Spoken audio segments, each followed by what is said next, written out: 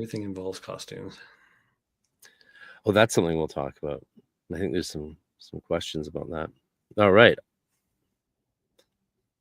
Yeah. Look at the pretty colors and the pretty lines. I like it. Yeah, I really like it. Yeah. It's I'll have a new intro video soon that'll be fancier, but I do like this one. It just worked out right. All right. Welcome to Magic Without Fears, the Hermetic podcast for round 2 with the great and mighty Frater Ashen Chassan. Welcome back, Frater. How are you doing? And how is sunny Colorado this fine evening? I'm doing great. It's great to be back. Thanks for having me. And yeah, it's been beautiful weather here. It's been very warm and very hot day, but luckily we've been getting enough rain. So it's very green, but very warm here currently. We have that advantage in Vancouver as well with the rain keeping everything green. It's people complain about the rain, but at the same time, that's what makes it so green. Mm-hmm. Yeah, it's helpful to be. We have similar climates, I think. You're a bit colder in the winter and a bit colder in the summer in Colorado, actually. But I think that's to do with elevation. So, yeah. Wonderful people. If you have questions for Ashen Chassan, write question in the chat, and we'll get to them. We'll answer all your questions. We're going to make a special focus tonight on a different series of topics. You're an expert in so many things and a master in even more things, perhaps. So there's a lot to cover, but we're going to focus on something we didn't get to touch on last time, which is magical craftsmanship and tool making, talismans, which of course ties into spirit conjuration, grimoires, and everything else that we love so much. But in particular, I now have one of your Mercury talismans that I've been wearing and praying with a lot. I have your oil that you made, and I was lucky enough to be able to grab a bottle before it was gone like a flash. And it's a beautiful oil. And today is Mercury Day. Where I am, technically, we're in the Saturn hour, but I suppose I'll use that to my advantage and try and stay more on point than I was on our first interview when I was quite nervous to meet one of my favorite authors. And I don't know what planetary hour it is for you exactly. It's probably Jupiter, so you can hopefully be expansive in contrast to my restrictive interviewing role here. And that should maybe make a nice combination. And of course, I have my orange Mercury shirt with the blue flashing color just to look sexy for the ladies. That was good, though. It is the Jupiter hour. So excellent. Well done. It is. I was right. Good. Yeah. Well, we pay attention to these things, don't we? Like, that's a great place to start. How important are planetary hours when working and making magical objects? And does that play a role in even shopping for them, as some grimoires recommend? A lot of the things you purchase are very beautiful, or not that you purchase, that you find. Do you find them at thrift shops, at swap meets? Do you dig them out of the ground like a detectorist? How do you find these items? And then what is the process like of transforming them into these powerful talismans that you create? Yeah, kind of like some of the implements and such that I make. I can find certain things at auction, everything from eBay to shopping around. Some things will just leap out at me where I get a sense of like, ooh, that looks like something that could be made into an implement, or some things I'll just get the bare materials and craft it from there. So it just kind of depends. But yeah, I'm always on the outlook for something that can be magical, made into a magical implement or used that way. I do like ever since I was getting into this, kind of experimenting with various materials and things that way and seeing what I can craft them into. But do items ever call to you when you're at a thrift meet or swap meet? Or do you ever feel pulled in a direction and lo and behold, there it is, the bracelet of soon to be power? Yeah, for sure. I can really get a sense picking up objects. I've had a few experiences of some things that I can't put into words, but I'm like, this is calling to me, or when I hold this and everything, this feels really interesting. I don't quite understand what I'm sensing yet. But I have picked up some things where I'm like, I need to put this down and cleanse myself, because whatever's attached to this is not good and not a good thing. And I definitely don't want in my presence or to bring home. And a lot of funny experiences with that. I think some things I inherited from my family, particularly with my dad. He would buy antiques and such, but for whatever reason, certain objects would kind of wake up around him, or if they were in his house, and cause haunting phenomenon every once in a while. And he couldn't figure out why his house was haunted. It's like, it's been quiet and I haven't seen anything for ages, or something's never happened here, so I don't know why it's haunting now. And I would look around and I'm like, Dad, what is this? Oh, isn't that great? I bought that in an antique shop. It's like an 1800s cradle and everything. I keep firewood in it, and I'm looking at this. I'm like, this thing is haunted, Dad. So I'd have to, like, take the item and either base it out or, basically exercise it and everything, or get rid of it, because it was very odd how things would just, if they were in his presence and then mine, that I guess just kind of waking up or phenomena would be very palpable sometimes. But yeah, some things ill-defined, some things very positive, and then some things negative. And it's kind of interesting having that experience, being able to shop around sometimes. Have you ever gotten a bad vibe from an object and cleansed it to the point that you've then turned it into a talisman? I didn't implement. Yeah, maybe a couple talismans, but definitely more implements as far as like wands or staves or something. One of the biggest ones early on was I got like I want to say it was like kind of a Masonic cane, and it was like a caduceus. I still have it. It's two snakes wrapped around like an oak cane, and I was drawn to it. But as soon as I held it in my hands, it had a presence for it, and I can't say it was positive. I could not kind of decipher exactly what it was, but I know that the kind of energy associated with it wasn't a good one. So I did a complex kind of exorcism where I put the stick in, even in a triangle, and I did quite a few rituals to basically cleanse it and get the energy out of it, and then reconsecrate it myself for my own devices, and it worked quite successfully. So that was good. So it was too nice of an object to discard. It was worth the effort to purify it, hey? Yeah, and part of my stubborn, because I just really liked it. I thought it was cool, so I was like, I can get rid of the bad mojo and make it good. So that's what I did. I love that. That's so great. So how do you find the relationship between the metals and the kind of talisman you make? Have you ever encountered an object where the metal is not of the same spirit or planet that you want to use it, but you're called to? Have you ever been called to use an object in a way that's contrary to the material it's made of? That's the question. Well, the first pinnacle or talisman that I ever made is, you can find it in the Veritable Key of Solomon edition that Dr. Stephen Skinner and David Rankin published. And in there is a Jupiter pinnacle, and it suggests to make it out of copper instead of tin, which is more associated. And even Stephen in there, he comments that, you would think you would make the pinnacle out of tin. And it was the very first one I ever made, but I just, as I usually do with Grimoire magic, I'll do what it says first, and then see how it works, and then kind of go from there.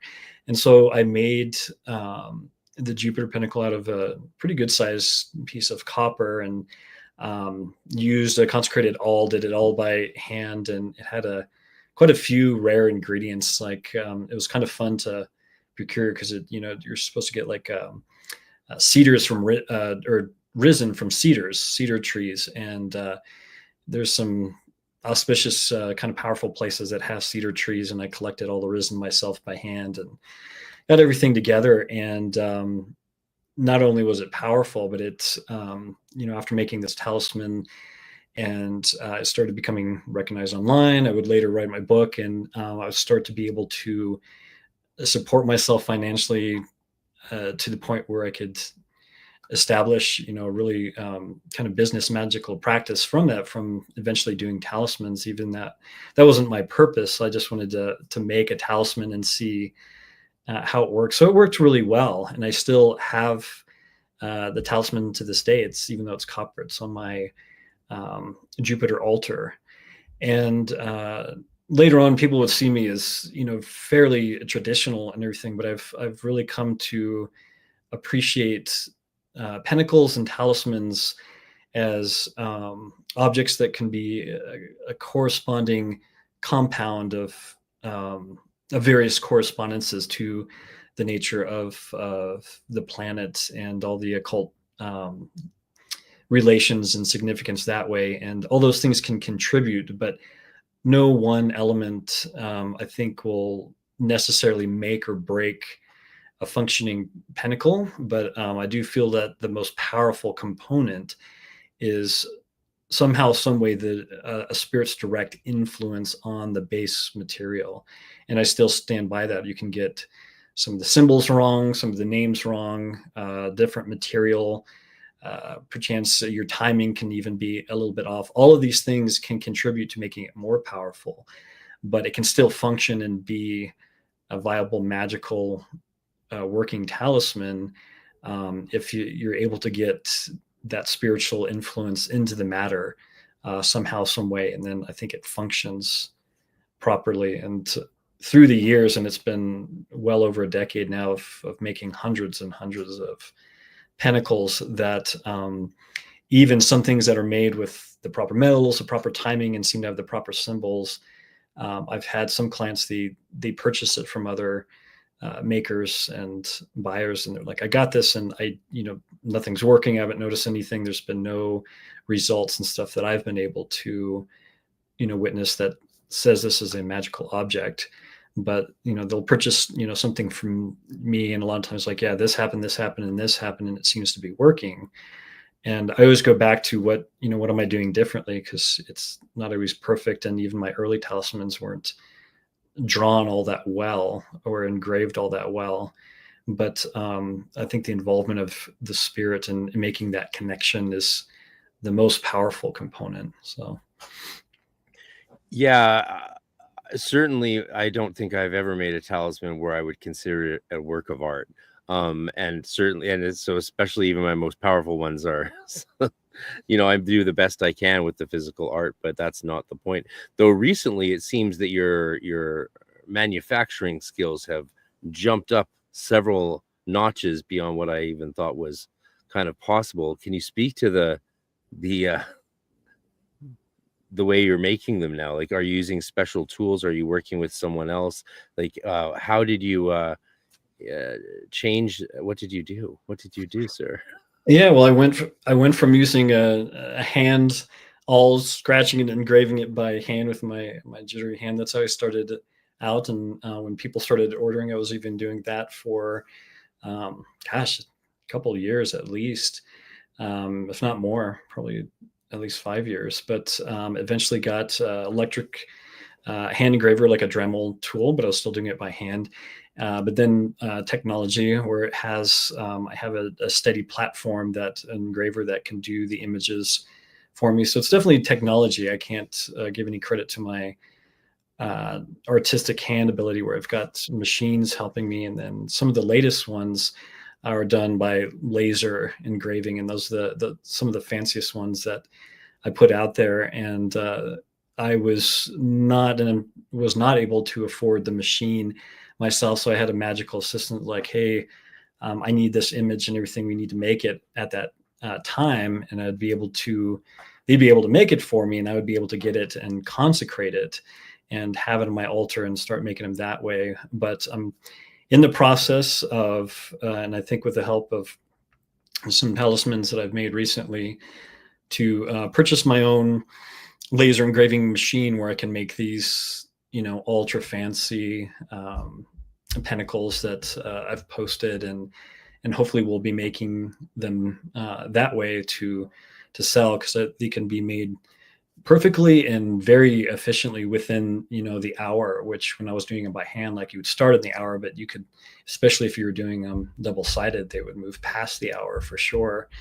But I can even do the engraving and consecration, sometimes in that same hour, instead of having to always wait for the consecutive hour or time. And so that's been very beneficial. So I'm currently hopefully moving towards where I can purchase a machine to do that.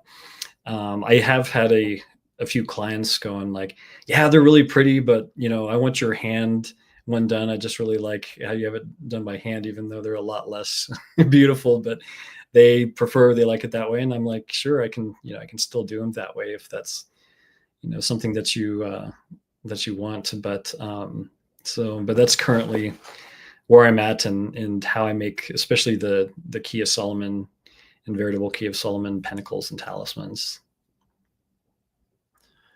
Yeah, that's I can totally understand why some people would still want hand engraved ones from you. That's a special thing. It's like yeah, there's a lot of yourself that must go into that process. I know there is for me.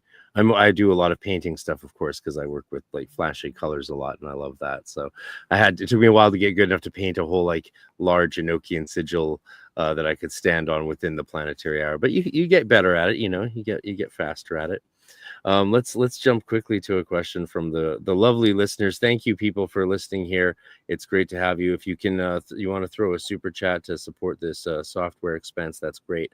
I love doing this podcast live stream. This, when you were on before, we just did audio, but this is how it was meant to be. I just didn't have a computer that was new enough to handle this kind of streaming software at all. So yeah, thank you, people, for your support. Who is this? Prunsu's Pipe Smoking Den. I have a question for Frater Ashen. Do you consider the tools simple tools for strictly practical situations, or sacred tools?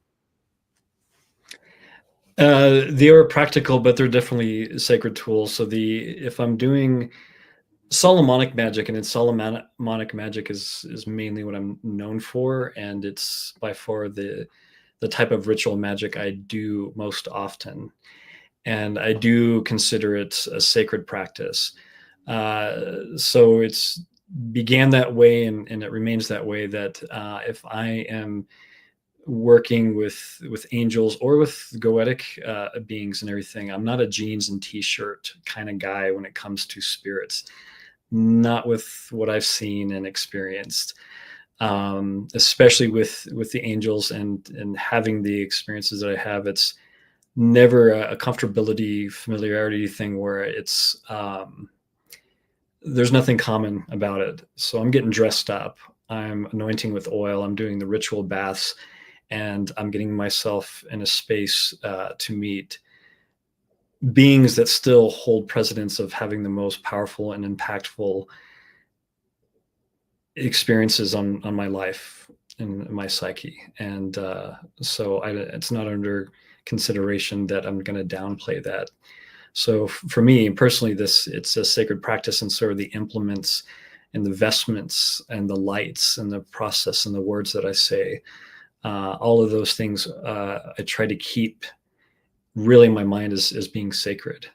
So the entire process is it's not lost its seriousness, and I've done it hundreds of times. Could they be contacted through less formal means? Sure. I believe I definitely could, but I choose to remain and keep it as a sacred practice.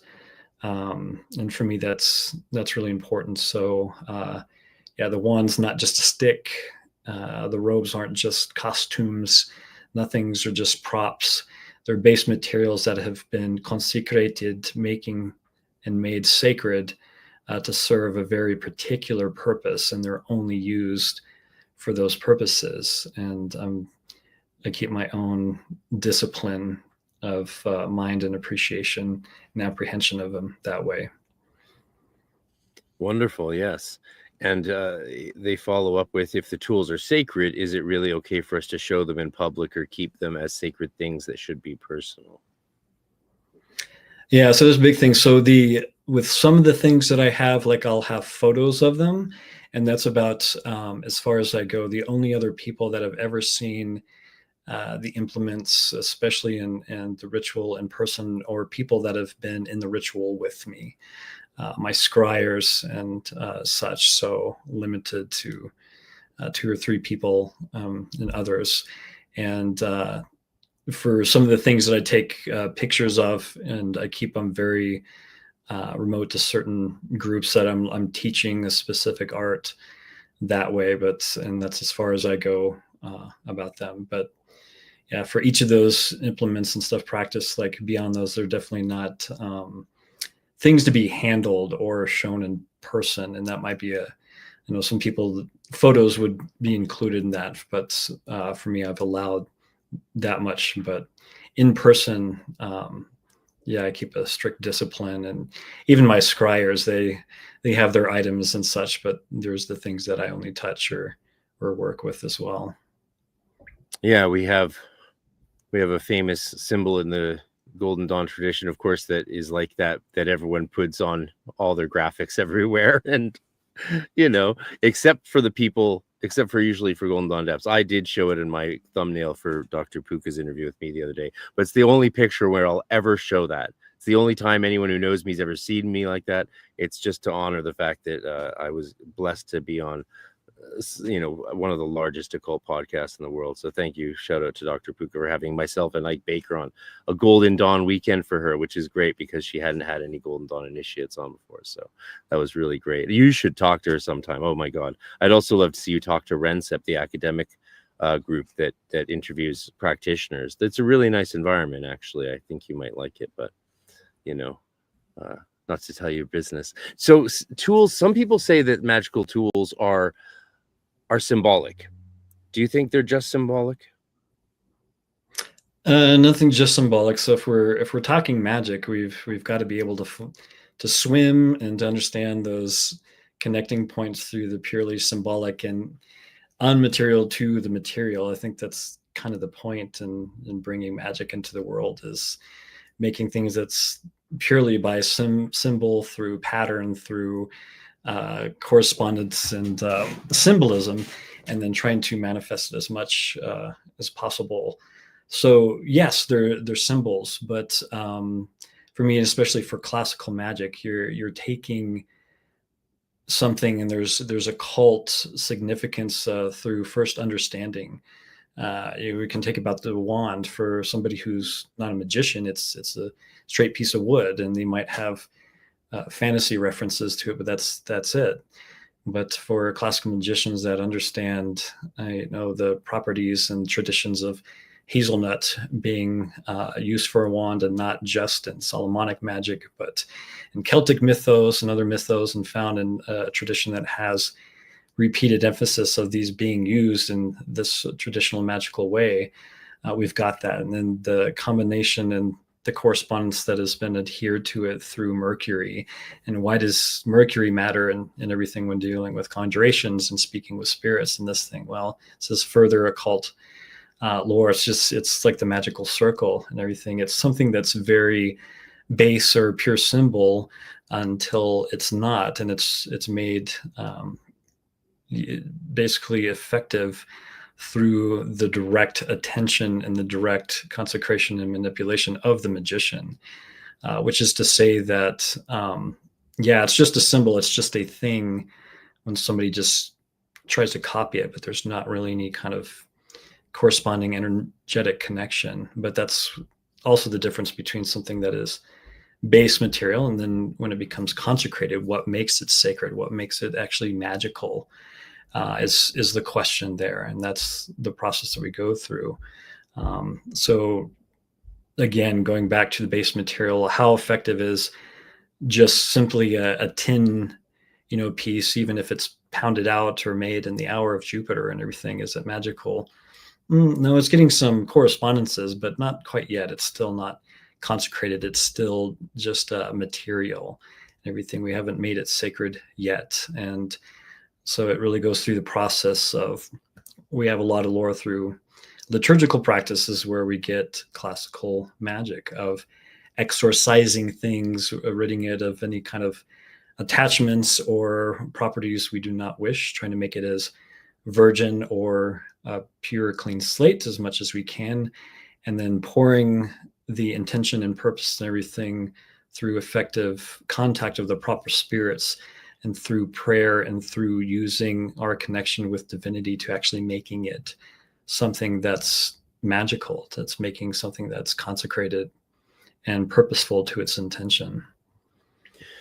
I've always felt when a grimoire calls for an item to be made of something that's an animal byproduct, like parchment or beeswax, that was intentionally special for a particular reason, through that connection to organic life.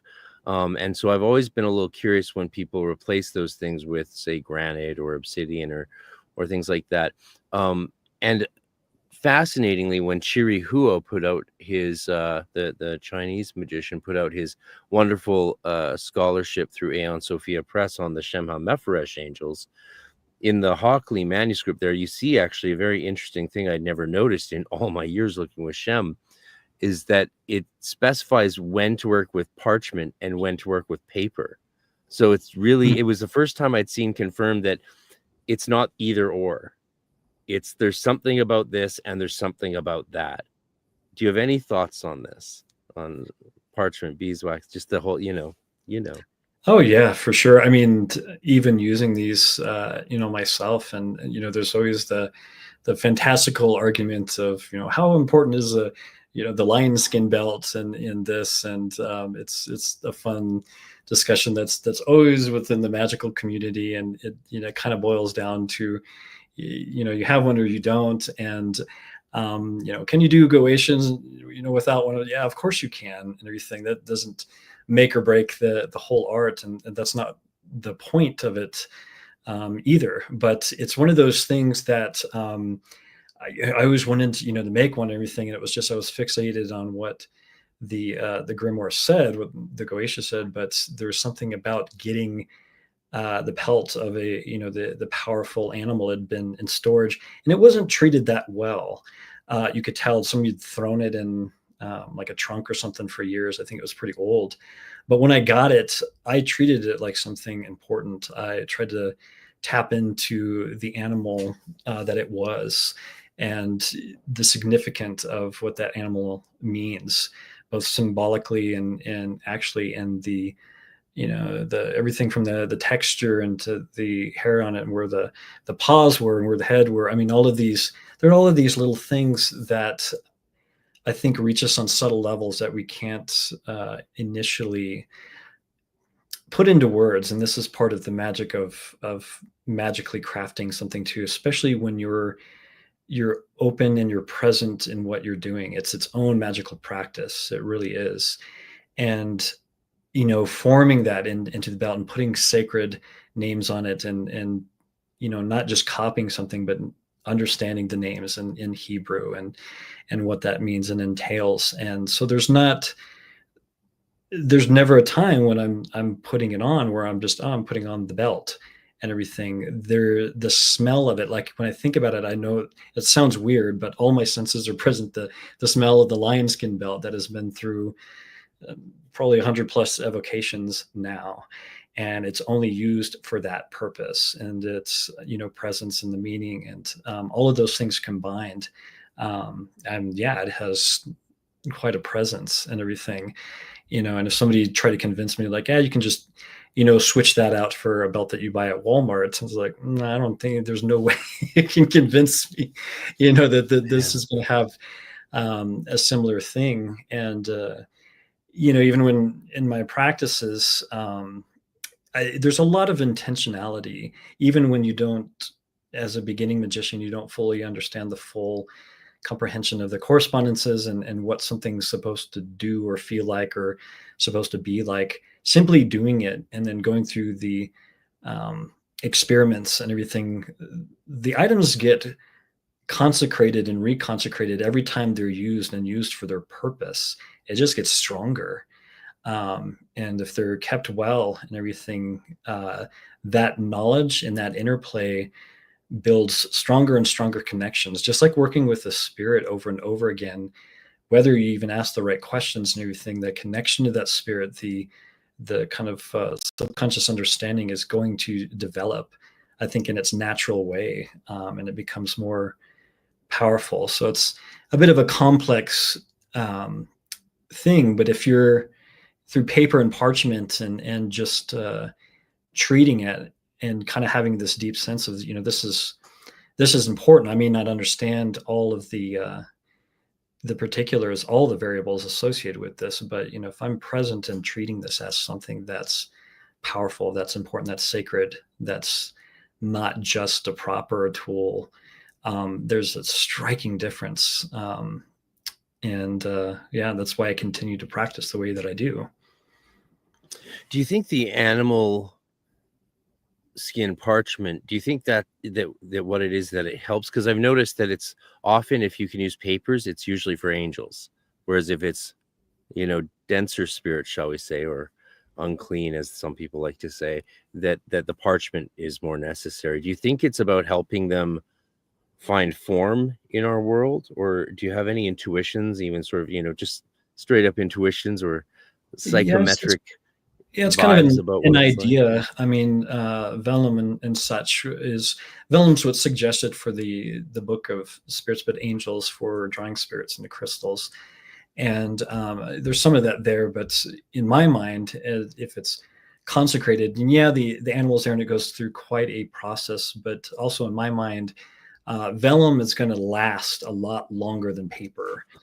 Just the way that things are made. And that's why we still have manuscripts and stuff on vellum and parchment, is the material can last, centuries.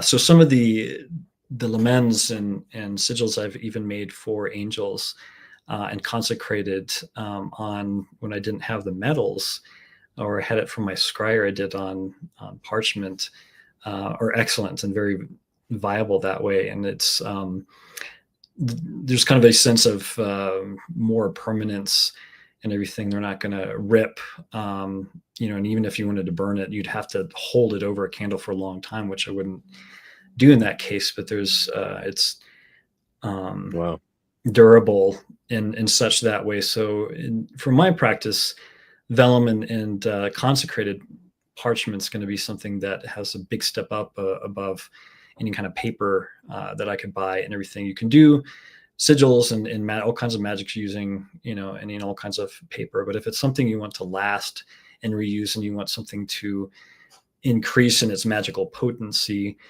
you do want material that's going to be able to endure the use of the ages. And I think that does have something to do with that. Yeah, I've still yet to find a good supplier in Canada for vellum. I mean, there's the people who sell tiny little bits for a fortune, but it's harder to find up here. However, I am pleased to report that last time we talked, everyone should check out that interview, even though it was certainly, I don't think, my finest work. You did a wonderful job, to the point, to the extent that many of the people I respect the most have told me they listened to it multiple times. So that's praise for you, I think, more than me on our first interview. But I lamented that I don't know how I would find a lion skin belt, given our very strict laws up here around that sort of thing.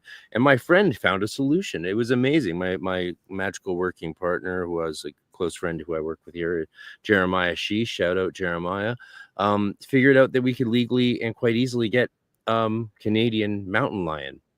And of course we can, because we have a lot of them.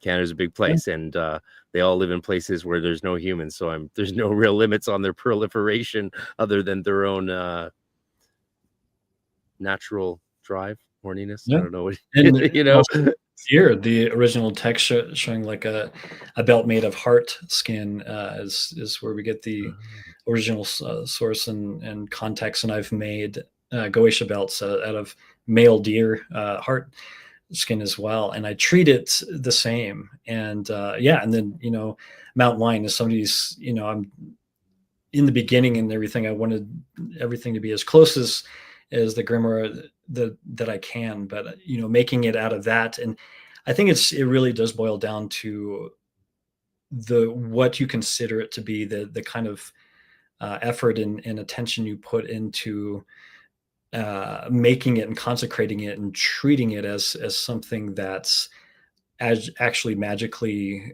potent and important. I really do think that that can really trump a lot, because that whole consideration and giving it that time and attention, that's really going to put effort in how things work together and in your ritual and ceremony and such. Just like we were talking earlier about the different metals, if something gets mixed up a little bit or changes between one grimoire or the other. I've definitely come a long way away from thinking that there's a pure system or a pure way of doing ritual magic where these correspondences are going to work and these are not. I haven't seen that way. Correspondences work, but it really works differently than people would consider as far as being like a pure science. It has more to do with, I think, the combinations of the patterns that we can formulate and bring together in a sense of understanding in our practice, rather than, it's definitely not the base materials themselves. Yeah, I do want to touch on that in a bit later on, before we go on some of the we're both clergy, and there's probably a reason for that. So maybe we'll talk about that at the very end if we can, because that would be a nice way to outro. But how would you describe, because you work with a squire, but you clearly are quite sensitive yourself, psychometrically it seems, and I'm sure in other ways. How is there a way have you ever noticed a difference in the, I guess what the Greeks would call energia, the energy? People don't like it when we say energy because they say it's new age. It's like, well, okay, energia. We can go Greek if you want. And have you noticed an energia difference between, say, the hazel wands and not obsidian? What's the black? The ebony, like my ebony. Ebony. There it is. There it is. I had it and then I forgot it, and then you rescued me. Yeah. You worked with both a lot, correct? And you make both, and I highly encourage people to check out your fine wandery. They're beautiful works. I'm still working on my hazel one. It's slow going. I'm making it. I suppose I should have made it within an hour ideally, but I think the main thing was that it was cut in the morning and the hour of Mercury with a single stroke. That's more important than how long it takes me to finish it. Would you agree? Oh, yes. Okay, good. Ashen Chassan approved, stamp. So yeah, what have you sensed between working with ebony and hazel wands? It's funny that I got asked the same question, I think just about a week ago. Oh, wow. It contacted me the same question, and because they're like, I think it might have been one of my earliest, I say students, but person that I worked with directly. And they're like, do you think you could do, contact the angels or do drawing spirits and crystals with a hazel wand instead of your ebony and everything? I was like, and I was like, yeah, I'm sure they have the same kind of correspondence to Mercury and such. I was like, but what I was like, probably not. And I was like, there's a few reasons for this. And it kind of goes back to what I was talking about before, that when I do drawing spirits in the crystals and everything, I think my sensors are just very well attuned to everything that I have and everything that I'm doing, that even just thinking about it, like the weight of the ebony wand, the scent, it has the anointing oil that I use for that ritual, and the feel of it, the way that I hold it, the weight, everything. I've done it so many times that it's locked me into this is what I'm doing. And it might be a comfortable familiarity thing. Do I think I could make it work if I changed ones up? Yeah, probably. But like I tell a lot of people that ask me the, if now or questions is, I've been out of the experimentation phase for quite a while. So when I'm doing Goetia, when I'm doing contacting angels, I'm doing it for a purpose. It's usually like client has hired me to ask them questions and to hopefully petition them for something very important that they've spent time paying me for and formulating the questions, so on and so forth. So it's not a time for me to mess around, and I don't really have too much messing around magical time anymore. doing the rituals and everything, I do what works. It's been many years now wondering if I could do this better, if I would get better results this way. I get the results that I've been after since I started. And I do a ritual because I know it works and I've done it several times. So I follow the steps that I know that are going to bring me success. So it's a really kind of long-winded way of that. I'm going to use my ebony wand for what I'm used to for drawing spirits into crystals and angelic work. And I'm using my hazelnut wand with Goetia because as soon as I'm standing there and I have that in my hand, things are clicking together. Again, just thinking about it, I know the weight and how it feels and the feelings that have risen up that point when I finally put that wand in my hand, because I've already done the baths and the prayers and the consecrations and the fasting and everything. Things click together. So all of my correspondence through practice and through repetition, all of my pieces are coming together to make the success work for the operation. That's how this stuff can really be powerful. And I really think that's how those things can click together. And it's the same thing with talismans and everything. Yeah, I could try all kinds of different metals and methods and everything, but I'm not making them for fun. I'm making them because people pay pretty considerable money for me to make them a magical implement that they need to work. And I need to be confident that it works. And the only way I can be confident is that I've done it before several times and it's worked.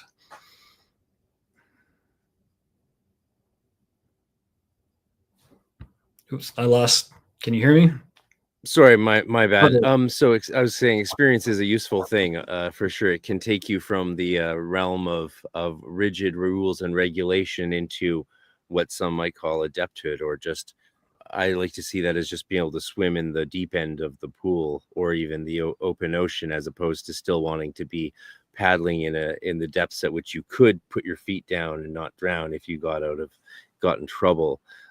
So that experience really, of course, shines through in all your work and has been demonstrated by your fabulous books, which people should definitely go get. The new edition or the new re-release of your first book is out in beautiful hardcover, and it's actually the first book that a publisher has ever sent me. It was a thank you, Larry from Miskatonic. A fan sent me a book, sent me Frater Yehida's first edition of Enochian Magic and Theory as a gift. And so Larry threw this in with it. And it's the first time ever. A lot of people think I get sent all my books. No, I buy all my books. It's the first time that ever happened. So thank you for your beautiful re-release. It's absolutely gorgeous. And if I can ever put away one of the fine ones on layaway, I will. But yeah, it's a work of art, good sir. And here, of course, is your standard edition of the follow-up, your opus magnum, your magnum opus of spirit communications, which is, I mean, I don't think it can be praised enough, and everyone I'm sure watching fully agrees with me, and if they don't, they're wrong. Before we move to a quick commercial break from one of our sponsors, I want to know, so in Ireland, forgive me if I mentioned this before, if I asked you about this before, but in Ireland, you can see empty fields and empty mountaintops, but with lone trees sometimes spotting them. And those are, of course, hawthorn trees, which they don't cut down because they're sacred to the fairies. And to this day, an Irish person will not cut them down. I mean, some do, but woe betide their fate, right? Have you ever considered, and I've done a lot of work with these trees, under these trees. I recorded an album under one of these trees at the base of Slemish in Northern Ireland. I'll send it to you. It's a fun little private recording that we made. Have you ever considered working with hawthorn, or have you? I have a hawthorn shillelagh with twisted vines and everything that I got from Ireland, because well, that's better than a wand, because you can also use it to defend yourself from the British. Yes, yeah, exactly. It's like, first I'll cast a spell. If that doesn't work, I'll knock them over the head with it. So. For those who don't know, the shillelagh was a way the Irish could have weapons without having weapons during their 800 years of being down, as they say. Yeah, I'm not sure if it really was 800 years. I think the Vikings were part of that period. Anyway, so have you worked magically with your shillelagh ever? Not much, to be honest. Like I have it and I handle it, and it's it's just another cool implement in my collection and such. But I haven't really done anything extensively with it. But I love the sense that I get from it. It's so very powerful, very almost severe is what comes to mind, sort of wooden implements, not just by its thorns and its shape and color, but the feeling of it. But it's very severe but steadfast, and I like it. It would be something that I would wield if and possibly bring with me if I was going into a forest or land and stuff where there was kind of an abundance of hostile spiritual beings, possibly, but I've not put it to the test that way yet. So a fairy blasting rod for the unseelie she. Exactly. All right, people, we I love that there's more questions coming in. Please consider dropping us a super chat or joining the channel. And here's without further ado, a little ad for our upcoming conference in NokiaCon. Have you seen the ad we made, Frater? I don't think so. I don't think I've seen it. Oh, good. You get to enjoy it. And as I'm sure I can let people know that I have invited you to be a presenter next year, when we might do it in the States. So yeah, that's, stay tuned, people. He'll decide depending on how the rest of this interview goes, I'm sure. So we'll be back right after these messages. Canada's only occult conference returns this July 11th to 13th. In NokiaCon is an opportunity to come together with leading scholars of esotericism and practitioners of Western occultism in a friendly and open environment in Vancouver, Canada. This year in 2025, with presentations by an amazing group of presenters, including Dr. Justin Sledge, Dr. Terry Burns, Father Aaron Leach, Dr. Sasha Chato, Frater Eleftheria of Lifting the Lamp, Dr. David Litwa, Chris Trenholm, Daniel Rekshan, David Rankine, Ike Baker, and P.D. Newman. You can also attend live online and experience premier presentations of cutting-edge research and discoveries, and experience beautiful British Columbia. Register to become a member, and you also get included 2 upcoming winter workshops and access to Dr. Sasha Chato's phenomenal year-long undergraduate level course to introduce you to the academic study of Western esotericism. This is not even available at universities at the undergraduate level, but will be included now for everyone who registers to EnokiaCon 2025 before July. Tarry not and sign up today. Go to EnokiaCon.com or ArcaneResearchSociety.com for more information.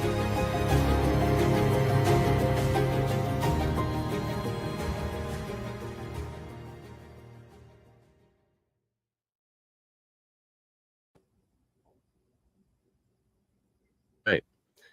Pretty beautiful looking city, eh? Yeah. Yeah. Hopefully a wonderful event. Yeah, and hopefully we can swing it so you are on board next year. I'll be scoping out places to do it, hopefully in the States, and then the year after that, Prague is the plan. Though honestly, it might be cheapest actually to do it in Prague next year. That's nothing's it's yeah, it's anything's possible. Oh, we've come back to a lot of new questions. That's wonderful. We're streaming, of course, live on Facebook, YouTube, Twitch for some reason, X because I don't know, and Kick, whatever that is. I don't know. The software allows you to click a button. So, when faced with a button, we tend to click it. We're well-trained human monkeys. So click. Thanks for everyone being here. Back with Ashen Chassan to talk more about magical tools and all kinds of Solomonic mysteries. There's a lot of Grimoire questions that I have for you. We'll try and get through them all. There was one here, and it's an interesting one. This question is from, again, Prunku's Pipe Smoking Den. The Grimoire Purists insist that the spirit must come forth visibly to show himself physically, and that if that doesn't happen, it means the ritual did not work. What is your opinion on this? And if you don't mind, I'll give my quick 2 cents first, because when I hear people generalize like Grimoire Purists, I think that's not the worst thing in the world, because we all sort of know what that means. But conflating all the grimoires into one methodology is a shocking error, I think, of conceptionality, because a lot of grimoires specify that the spirits won't appear physically, visibly, or let alone physically. So it depends on really what system of grimoires you're working. I was rereading through your operations with the Arbitel spirits, the Olympic planetary spirits, for example, and the Arbitel goes out of its way to make sure you know that they're probably not going to appear physically, let alone visibly even, but often even come in dreams. And the Shem grimoires say similar things, but of course you have a much vaster experience than I on these matters, so I'll allow this wonderful listener's question to be turned over to you. What's your thoughts on this? Yeah, so this is probably one of the biggest questions and concepts that I struggled with and that I pursued ever since I started getting serious into Grimoire Magic. And a lot of it came about, and these kind of questions became prominent when we started doing the switchover, which I would say from the very kind of not necessarily New Age, but more, it was more New Age, and it was more the psychological model of spirits that were very popular since Crowley and moving up into the years of the Golden Dawn, even through Rigardi and everything, where psychology and magic were kind of the the new and big things of trying to understand this and also understand the world of spirits, where we had people like Joe Lasuski and stuff writing his book, and that became a big prominent factor, especially where goetic work was considered, where it's like, no, these spirits are legitimate things that are beyond our own psychological frameworks and such, and have their own independent existence,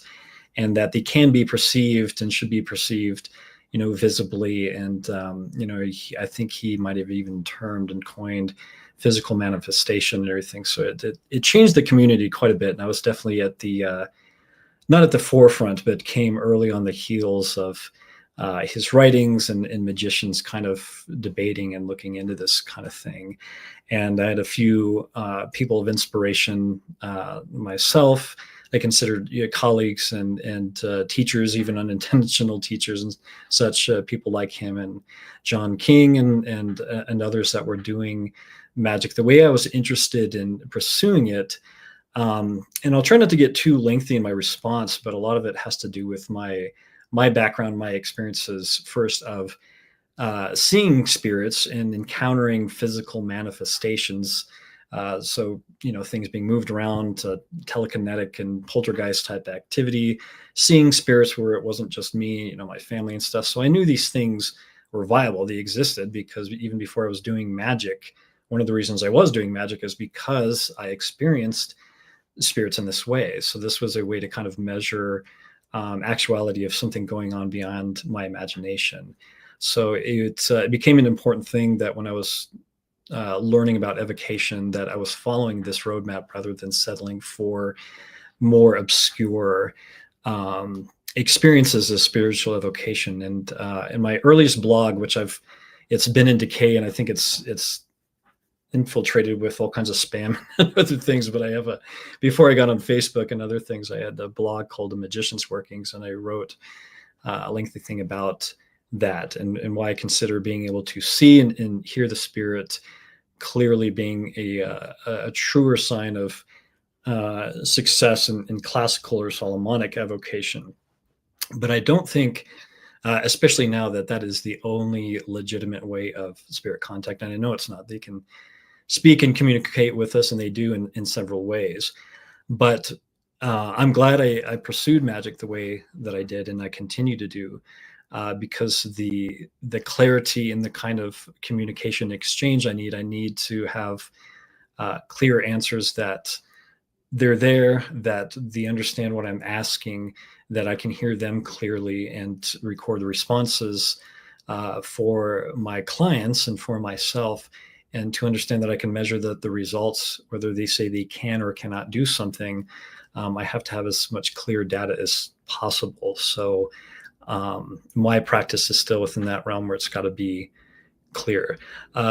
Going back to physical manifestation. So no, spirits are spirits because they're spirits. They're immaterial. You don't have to look or present like anything, but they definitely condense in their energy, and energy is the wrong word, but their spirit, they can definitely condense and appear solid and almost physical, where they make noise, even moving around, and they seem like there's another being in the room. I've experienced this several times.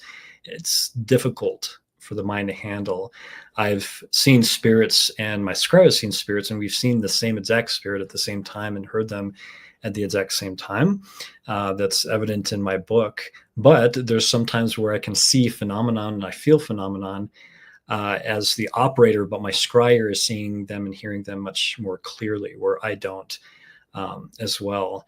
There's times that my scryer and I were speaking to my house spirit, Hiram, which I could hear him clearly, like it sounded like a voice, pretty much, and it has kind of a distinct way of speaking.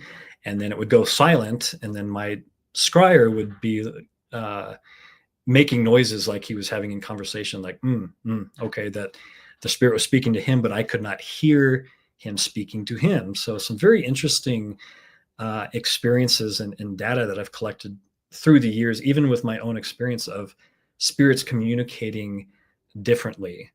But for me, there's a distinct, I've done it so long that there's no longer any questions. My mind doesn't wrestle around if I'm experiencing, is it in my head, or are they there, or are they not there? I have no question. I know exactly when they're there, and especially with certain spirits that I've worked with several times, their presence has a very distinct signature. I know that they're there sometimes even before I can see them, because I know they're feeling, which is hard to put into words. Some are even accompanied by a certain sense, or the light appears a certain way. And so these things that I'm very familiar with their presence being heralded a very certain way, because they've been consistent in their appearance to me that way. But for me, it is important. And when I'm working with the scribe, gathering the kind of information that I desire for my personal magical workings, I try to make it as distinct as possible. And the records in my book, especially the second book, they were phenomenal. Sometimes they're a little bit overwhelming for the senses. Like angels, sometimes they don't just appear. They flood you with feeling. They put images in your head and everything, where you forget you're in a room and what you're looking at. It happens that way with the Goetic experiencer. They'll change the sound in the room. You think you're in a certain size chamber, and then it seems like you're in this huge cathedral. The walls appear to move out space differently. Things even echo out beyond the circle, that it didn't have those acoustics when you started.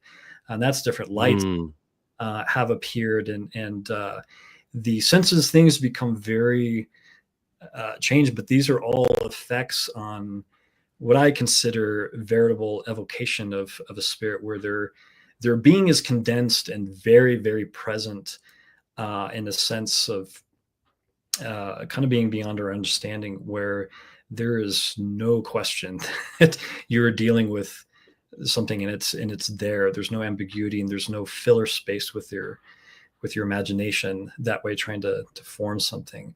So very complex question. It's something that I've talked about many different times, and it takes a while to kind of explain to other people who have not experienced that, what they mean and what I mean by an audible and physical appearance of the spirit. And this is the kind of thing I'm talking about.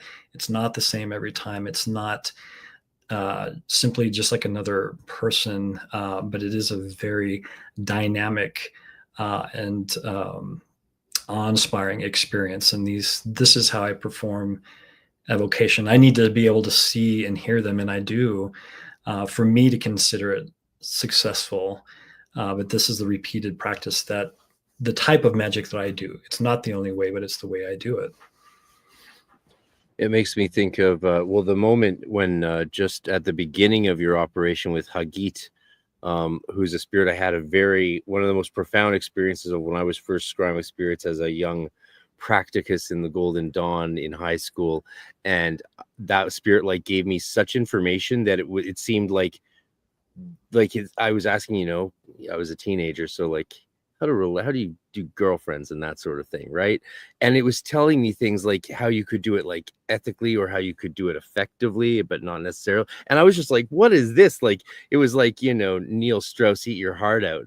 Way before that, this spirit had the dark arts down, but could also give me genuine advice as well. It was like, it didn't have a sense of barrier between this, what I would have as consider as a moral boundary. It just knew its subject. And Ben, your scryer, your wonderful scryer, who hopefully maybe we can do a three-way chat with him and talk more Celtic mysteries in the month of Lunasa, as they say. That would be a delight. I know we've talked about the possibility of that, and I would love that if Ben, if you're willing. But here, just at the very beginning of working with Hagit, he connected, and then when he got a sense of the spirit, he slumped over, and you had to put your hand on him and ask him if he could continue. And what he said is that he connected with all the connections the spirit makes to do with love, and it was overwhelming to him. It just right. And yeah, these beings, especially the angels, are powerhouses of attributed information and pattern that way. Yeah, we get ideas of what talking to one of these beings I did, and with some of them and everything I about lost consciousness too, it was way above what my psyche and stuff could handle, and everything.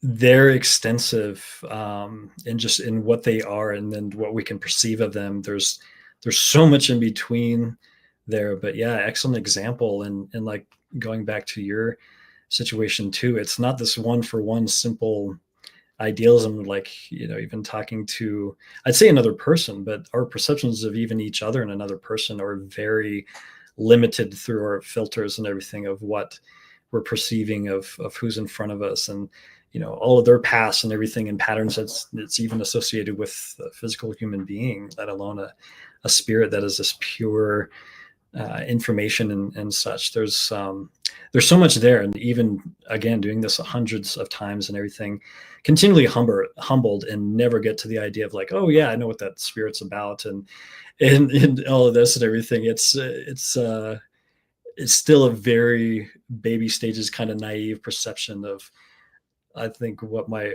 comprehension of any of these beings truly are, for sure. Well, I've never not heard the most experienced magicians say when they lean in close, there's no real masters of any of this, right? And everyone says that the more experience they get, it seems. The idea also of, gnothe suton, the know thyself, I think is a really important factor, because I grew up in the Maharishi TM world as a child, not in the Christian world, and meditating twice a day as a kid up into my early teen years, when I abandoned that for Wicca and Celtic Druidry, which then led me to the Golden Dawn and Hermetism and Hermeticism.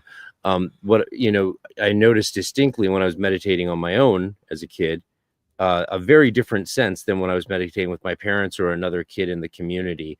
Because we'd have if I was at a kid's house, it's like the parents would make us go to meditation time, right? And he was 1 year older than me, so he had to meditate 1 minute longer than me, because you do your age up until 30, and then but meditating in a room as someone else, I could sense the difference. Their consciousnesses, I don't know if they meld or if they just touch or handshake, but you just get a radically different sense of everything, including an understanding of your own thoughts. And I think that must be very important for identifying spirit communication and knowing when a spirit's really there, right? You get a sense of a personality or something overriding your thoughts, or self-talk even, that really doesn't seem like anything that you would say to yourself, right? And I know that treads into this dangerous territory of really what can only lead to solipsism if you don't look for any external indicators of a spirit's actual presence, right? If all I get is a nice image in my mind, if all I get is a nice feeling or a thought, I mark that down in my diary very clearly, versus where it's like, oh, I finished the Enochian call and all of a sudden I go totally cold on a spring day. There like a breeze comes in the window, even though it wasn't breezy all day, and I'm freezing, or the opposite. I'll get really hot, maybe even in winter. Some things like that can be very very remarkable. Yeah, if you have any, so the idea of knowing your consciousness, knowing your mind, I think Franz Bardon got that right. A lot of people, everyone who pointed that out got that right. And looking back through the grimoires, this conversation actually has been going on for a long time. I think they were debating this in Alexandria 1700 years ago, and even before that, around the Testament of, wouldn't it be great to see a debate around whoever wrote the Testament of Solomon or transcribed it and their students and teachers? We'd be so lucky to, it would probably be, do you think we would be more or less shocked at how similar the conversation might be to what we would have today? Yeah, it'd be interesting. You can see in evolution, but very similar. And I think it's kind of a side conversation, but so with social media and everybody being connected, I mean, there's more people learning about, practicing, and discussing magic than ever before in our history, bar none, easily that way. So it's neat to see even more experiences and such being discussed and analyzed and finding the connecting points. And yeah, it's fascinating. And I forgot to mention too, just like you kind of brought up, like, yeah, the grimoires say different things. I mean, drawing spirits into crystals, it's important to have more than one other, as where some spirits may appear, one may see them and the other may not. And that goes back to other conversations I've had with many people of concerning spirits. Like, look, human beings are different. There's going to be some people that no matter how hard they try, how perfectly they perform ceremonies and make the implements and everything else, they're not going to be able to really see and experience spirits the way that they've heard about, read about, and whatever. And people hate hearing that. They like the people saying anybody can do this, and it's for everybody if you do such and such. And I don't think so. I've never come across that. There's going to be some people that, they're born in certain senses, are going to be active, and they can see things. Some people can hear things. Some people, their sense of smell tells them when, certain spirits around. Some, it's a few of these. And can they be developed? Yeah, I've definitely developed mine for sure, even from seeing spirits and having experiences before I got into magic. They can definitely be developed, but it's not a guarantee for everyone everywhere. It's not supposed to be. Spirit interaction is a very interesting and particular thing, revealed to few. And it doesn't matter the grimoire, the magical tradition, the implement and everything. That's not going to make it happen. It's going to be abilities and certain things connecting first, and other things can assist. Magic ritual being a technology that can definitely bring things successfully happen in a practical way, but it's not going to guarantee being able to witness and experience a spirit that way. Absolutely excellent. This is so much fun, Frater. Thanks again for coming back. This has been long awaited. I've been promising people I'd have you back for years. And the magical world, like you said, has like we thought it was big in 2002, toward the end of COVID or lockdown. And it's just getting bigger and bigger, isn't it? From Mr. Pipe Smoking Den. Oh no, we're not going mad with so many questions from you, brother. So you're welcome to send a little super chat.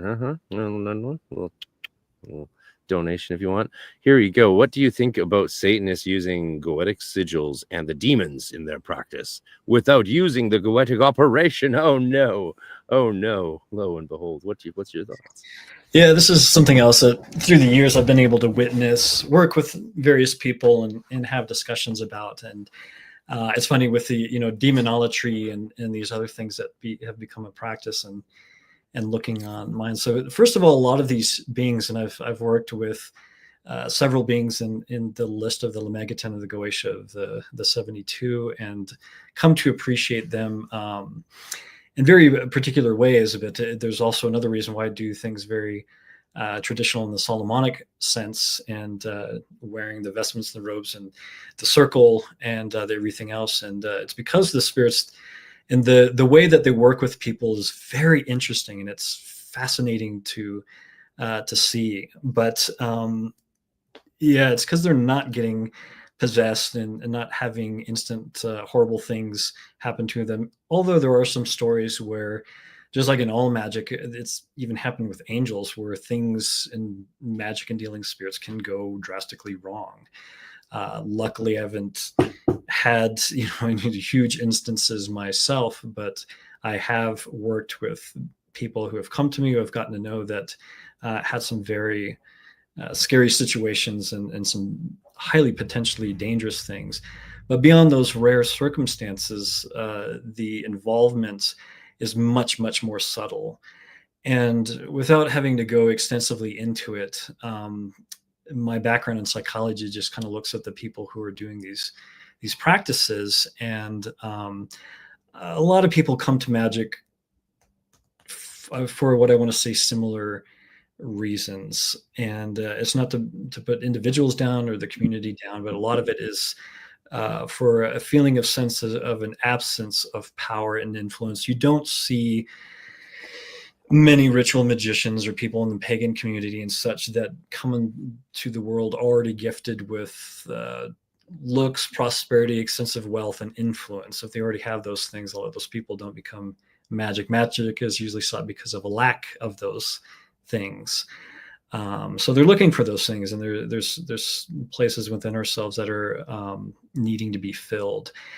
And a lot of what you find in the community that are really seeking favors from demons or goetic beings that they've only done minimal research to is very, very textbook psychological things that I think the spirits are willing to perform, and unfortunate reactions for the person. And I'll just kind of give it an examples where they do an impromptu, they make a little offering and light a candle and try to get the attention of the spirit. And if anything at all happens or they see results, they're overjoyed.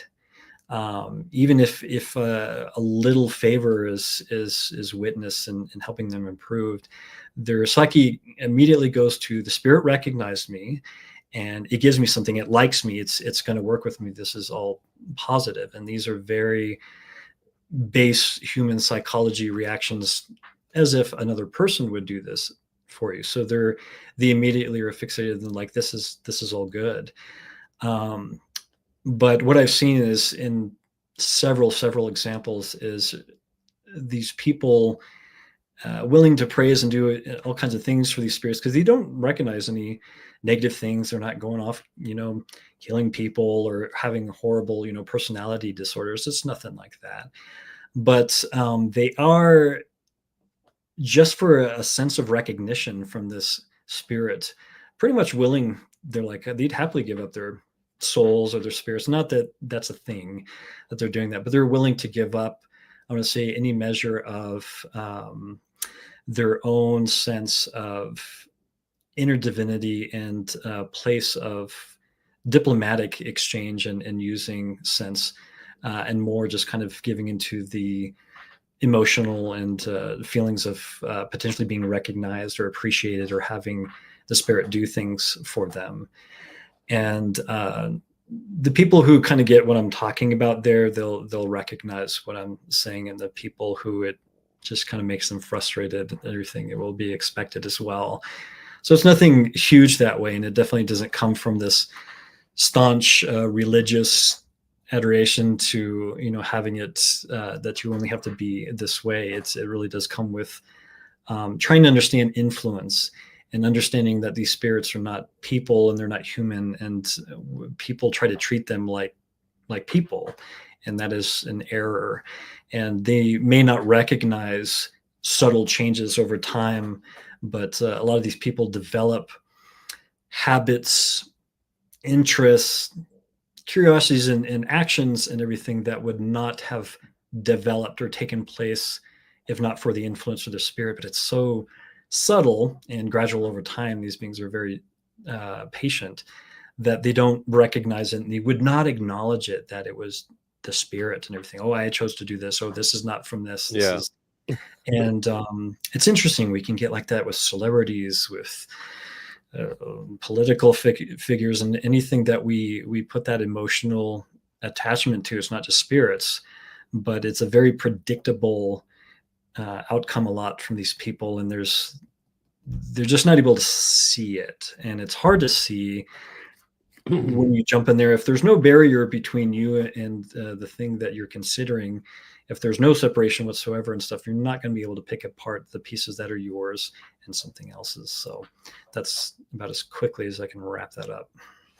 Yeah, in the Inner Order of the Golden Dawn, we have a paper that's really important. It's not very long. I think it's U2, or it's one of the U papers, the U documents, and it's called Obsession, Trance, and Death. And it really looks at this at a granular level as just an important thing to really be aware of. And I think it's hard for beginners to understand how that happens, or how that can happen, probably because a lot of people are still just exploring the reality of all this stuff, but and not sure how much there is there of the reality. But and how excited they get when it's like, wow, this is real, and it recognized me, and we're buddies. Yeah, it's I see it over and over again. And most spirits, they don't have to try very hard for people. Unfortunately, it's not it's a little bit embarrassing, but the people don't understand the lack of power. It's given away quite easily in many ways sometimes, unfortunately. Do you mean by the spirits? No, by the people calling bound spirits, it's given away. People are giving away their power too easily. Yes. To spirits who are like, yeah, sure, I'll take your juju, just sign here.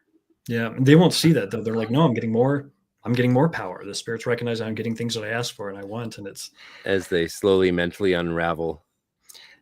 Yeah, or just marriage falls apart. And it's like you lose their home. Yeah, there's other things, but they're not going to see. They're not going to associate this with that, and it's interesting to see. But those people come to me often, and it takes a little working to get things kind of back on track sometimes. Well, that's great. I like that you said that, because I think that leads naturally into sort of the third act of our talk today. Assuming I don't think you have time for an epic 3-hour interview tonight, and I don't think we need that necessarily. We did a long one last time, and it was wild. We talked about ninjutsu for way too long, but it's never too long. You can never talk about ninjutsu too much. And if anyone's curious about your martial arts, well, you can go on Facebook and watch Frater Ashen Chassan doing flipping around in the air with the best of them, despite your advanced my age, years. Is that okay to say? I don't know. I'm getting old too, so now I'm starting to feel like I don't want to talk about it either. I don't want to talk about how old I am. Yep, I'm getting up there, but I can still do a backflip, so it's all good. Yeah. Hashtag goals. Anywho.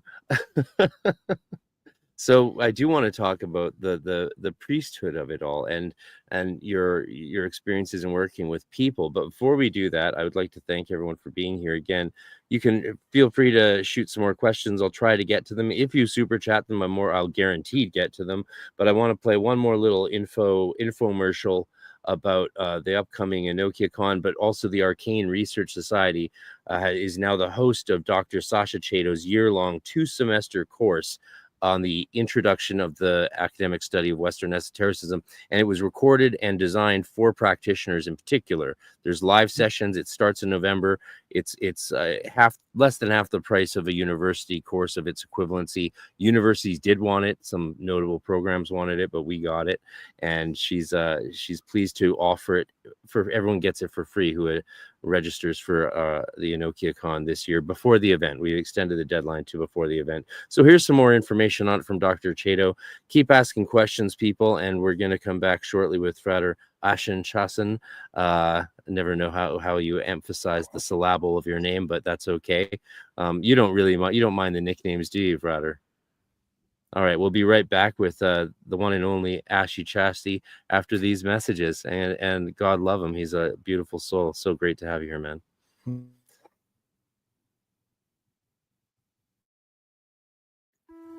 The Arcane Research Society proudly presents Dr. Sasha Chato's Introduction to Western Esotericism, a fully online course with over 45 hours of recorded lectures. Study at your own pace with a course guide, reading lists, and immersive activity packs. Designed for practitioners and for scholars, it's engaging yet challenging, with expert support from Dr. Chato. Watch 2,000 years of esoteric history unfold, from the mystic currents of Hermetism, Neoplatonism, and Gnosticism to the alchemical fires of the Renaissance and the evolving traditions of modern occulture. Uncover hidden truths, debunk myths, and trace esoteric thought through time. With over 20 years in education, a champion of scholar-practitioner dialogue, Dr. Chato has taught this course since 2010 to hundreds of satisfied students. Get this course free with a ticket to EnochiaCon 2025. After that, it's $1,500 Canadian dollars for Arcane Research Society members or $2,000 Canadian dollars for non-members with lifetime access.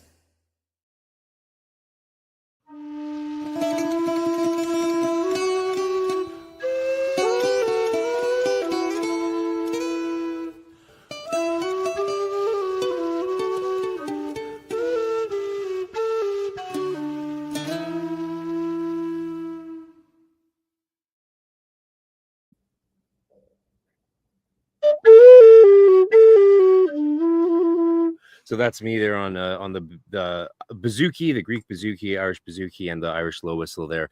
I did the music outro, and that's Corfu, where she lives in Greece, the island of Corfu. We're talking about planning a pilgrimage there through our Arcane Research Society over the next couple of years. So that's exciting. And I want to say, wasn't that a great little ad she did for us, and an amazing course? We're so lucky to have it being hosted indefinitely now with the Arcane Research Society, because I heard Amsterdam was interested in it, and a bunch of universities like, yeah, let us host it. And, you know, whether or not they'll compensate you is debatable. So it's like, well, we can do better than that, can't we? So we made a great deal, and everyone gets it now, included with registering for EnochiaCon. And after that, you can pay a monthly thing and do it that way. And it's still a great deal, because if you've been to university, you know what a single university course. I was going to do Koine Greek here at UBC, and just to audit it was $2,000 for just a 3-month semester, just to audit. And that's not even getting credits towards a THM degree or something, which would always be nice to have with an MDiv, right? So yeah, it's to get that level of scholarship, there has to be some sort of exchange. Understand the energy of exchange. And I want to say that playing that video will actually get us a copyright strike, because even though she licensed the song she used, beware, people, musicians, and I know because I am one, are sneaky, mercurial, and quixotic little thieves sometimes, and bastards, and they'll copyright strike you even if you paid for it. And so what we've done, this is a public service announcement to all of you. I've done a favor for everyone. So what we did is we're in the process of replacing it. I laid down a new track with guitar, bouzouki, flutes, and then my friend, a fellow brother and magician and sonic sorcerer, Justin Hagberg of the great Canadian band 3 Inches of Blood and Ritual Dictates, he laid down some synth, some keys, and we're going to release that track so anyone can use it on any video. And we're going to do a bunch more. They'll be completely copyright free. No one will strike you, and anyone can download them. So stay tuned if you want to know more about those free musical tracks. We figured, like, hey, let's save people and some hassle and just bang out a bunch of tracks. We all have professional recording setups at home, and we're all great musicians. And Justin, who did the keys, just happened to have won a Juno Award. Think the Canadian Grammy. So basically think Grammy. He basically won a Grammy, because Canadian awards and American awards are exactly the same thing, of course. And so, yeah, we're going to bang out a bunch of fun music for anyone who wants to put it in the backgrounds of their videos, because we can. And as musicians, that's what we do. So yeah, there you go. I hope that is a good shout out for what we're trying to build here. And we're trying to build something beautiful, because life is short. And if not us, who? If not now, whenever. I think that's how it goes. And it looks like there's a bunch more comments. So thanks, Frater, for being patient as I pimp our work. And I do want to say, as much as I'm making my own hazel one, the reason I haven't made an ebony one is because that is something I knew instantly that is like, if I only get one major tool from you, I want it to be an ebony one. So stay tuned for my order around Christmas time, if you have any in stock at that time. I hope you do, because I think that would be the perfect tool to have made by you. You do a fabulous job. There's a lot of great tool makers out there. We're lucky to have all of you guys making great tools, but I mean, I think pretty much all the gentlemen of Jupiter make tools, don't you? Seems like most of us do to some degree or another. Yeah. For those who don't know, do you want to tell them what the gentlemen of Jupiter were or are or have been in space and time? Yeah. So the Like an origin story before, for you, kind of, right? yeah, before Facebook and other social media, gosh, myself, I won't drop all the names and everything, but a lot of people that will be familiar. But people like Aaron Leach and Frater Rufus Opus, or Josh, Jason's the late Jason Stratton-Kent, and Jason Miller, and so many more that have really been, magical co-workers and stuff through the years, and it's been neat to see how everybody's kind of expanded and grown and done excellent work, really excellent work. But we used to just be, it was like a Yahoo emailing group that we came together and would discuss certain things and formulated the gentleman of Jupiter that way. And that was even before I had realized the kind of significance that would mean for me ever since, and my connection to that planet and the beings associated with that planetary power. But we would discuss magic and grimoires and classical things. And my first book came out as basically just records of my experiments of what I was doing to share within the gentleman of Jupiter. But one of the other magicians there, Michael, was actually a published author, and he's like, "You need to get this published." I'm like, "I'm not a writer." He's like, "Yes, you are." It's like, "You should do this, and here's the context that it's going." So I owe that to him for even deciding to put that out and become a published author. I mean, so many things came out of that, as well as trying the experiment for the talisman and drawing spirits into crystals, so on and so forth. So a lot of these, guys, and we've published books and done magic ever since. It's neat, and there's still kind of a discussion and loose affiliation between so many of us. So it's neat to see how that's kind of evolved through the years. Yeah, interesting. My first year a journalism teacher, because I did that in college because I had worked as a journalist sort of in the 90s. Interestingly, that's a story for another time. And then as a music journalist 15 years ago for a few years, he wrote the first day of journalism class, magazine article writing class. He wrote on the board, "Writers write." And that was his definition of a writer. So if you're writing, chances are you might be a writer. Just like if you're doing flips around and swinging weapons and throwing shuriken, then chances are you might be a ninja, or auditioning for a James Bond movie. Yeah, that's a thing.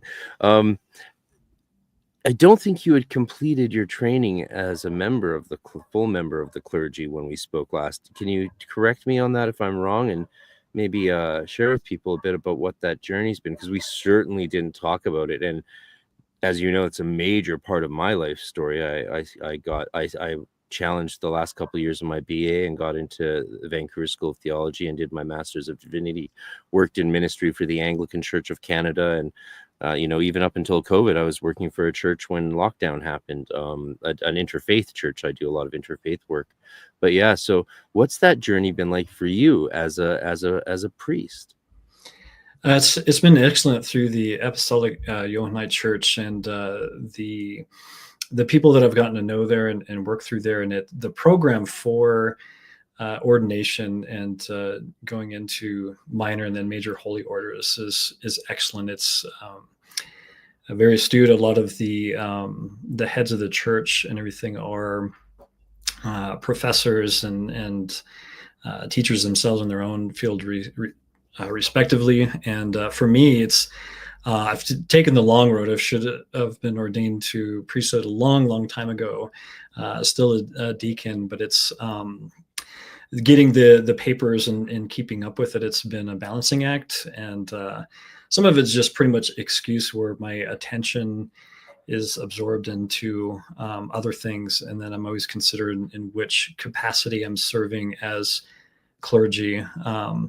Was very fortunate that the local bishop here for the parish that I served at had a space, and I would go up there usually Sundays as much as I could and serve in that capacity and do mass and liturgy. And that's still a big part that I very much enjoy. Actually, my magical chamber, it's still set up like a place to be able to do mass. And even now we connect kind of like this over some sort of video conference call where we'll do a mass over here, because the head of the church is in Canada and Alberta and such. And so Alberta. Yeah, Wow. that's where the That patriarch makes is. sense. That makes sense. Things are coming together. Bartimaeus Black, who presented at NokiaCon last year, asked me recently if we have much ISM where I lived. Is that ring a bell? What ISM is? ISM, Independent Sacramental Ministry, I think is the acronym. So he asked, so independent churches, and he asked if we have that. And I said no, not at all. And then I realized he asked why. I said, oh, and it clicked for the first time, because I grew up Canadian and I don't think critically about my own country as often as I probably should. But I was like, because we don't actually have religious freedom up here. Like, I'm not even allowed to marry people in British Columbia. I can go to other provinces and do it. I can do it in the States, but not in BC. You have to be like actively licensed by one of the official churches. And so, as a result, we don't have actually that much independent, more, it's not correct to call it heterodox, but, independent movements like the one that the Johannine church that you're a part of. So that would make sense. Of course, it's based in Alberta, where they have more religious freedom than British Columbia does, which is strange for me to say out loud, because we don't grow up to think of ourselves as illiberal on the west coast of Canada, eh? Like, we're liberal. It's like, can you have a church of whatever religion you want? Not at all. Not at all. No chance. No way. Not that liberal, I guess. So. You got a better chance of being allowed to emigrate to the States. Yeah, they do a great job as far as keeping. It's one of the few institutions I think that I could honestly be a part of, simply through its principles and statements. Like, they're not loose. I wasn't looking for anything where like, oh, anybody can just ordain you tomorrow. And it's one of these things that people do for like a title. Like, it's a serious work and study, understanding not just, like the Gnostic tradition, but other branches of Christianity and history and all kinds of things that I enjoy anyways. And the papers are seriously written, like college level entry. I mean, it's definitely a legitimate seminary schooling that way, which I think is excellent. And I just still have a lot of work there. I'm close. I'm getting there, and they've been very supportive and patient with me through the years. But I've been able to serve in various capacity. But it's been interesting, the ways that I've served in as clergy usually end up being through the magical community. So I work with clients, I do consultations, and it's so much about sometimes counseling and spirituality as it is about magical tradition or actual methods. So a lot of it kind of turns into that, or various healing things that I do, or prayers for people and everything. So the magical and ministry world is definitely closely intertwined that way. Yeah. So that's fascinating. I've often thought, like, if I did go back to work for like the Anglican Church or someone like that, I would probably want to stay as a deacon. I've actually had some friends in the Vancouver scene become deacons and go to seminary in the decades since I graduated. And I'm like, oh, if I went back, I could hang out with Chris Demers, the great comedian who I've known as a wild Vancouver comedian, and now he's a deacon in the Anglican Church. That's amazing, as one does, right? I'm sure his homilies are a hoot. This is a guy who once said the joke, I believe, if I recall correctly. He's like, how we're often more overweight than people in Asia, right? And a little bit more often than not, we're a bit more rotund. And we're like, yeah. He's like, well, how they do that? He's like, when they start to feel that feeling of being full, they stop fucking eating. Yes. What a concept. It's amazing. I was on the floor, man. I was magic. on the floor. I was like, I got to meet this guy. Then it turned out he was friends of a band that I worked with. It was who I was on the label of. So yeah, I really enjoyed so much about my time working in the Anglican Church, but also in other interfaith and pagan churches. It's been a real blessing. Let's do another listener question. This is one about candles. We all like candles, right? What can you tell us about the colored candles used in modern magic? I know that very few classic grimoires talked about colored candles. That's actually a pretty good question. Yeah, and it's it's a lot of practical, or you could even call folk or hedge magic, depending. There's other systems, and it's been around for a long time. For me personally, even though it doesn't prescribe that for drawing spirits into crystals, I have color coordinated candles that I use for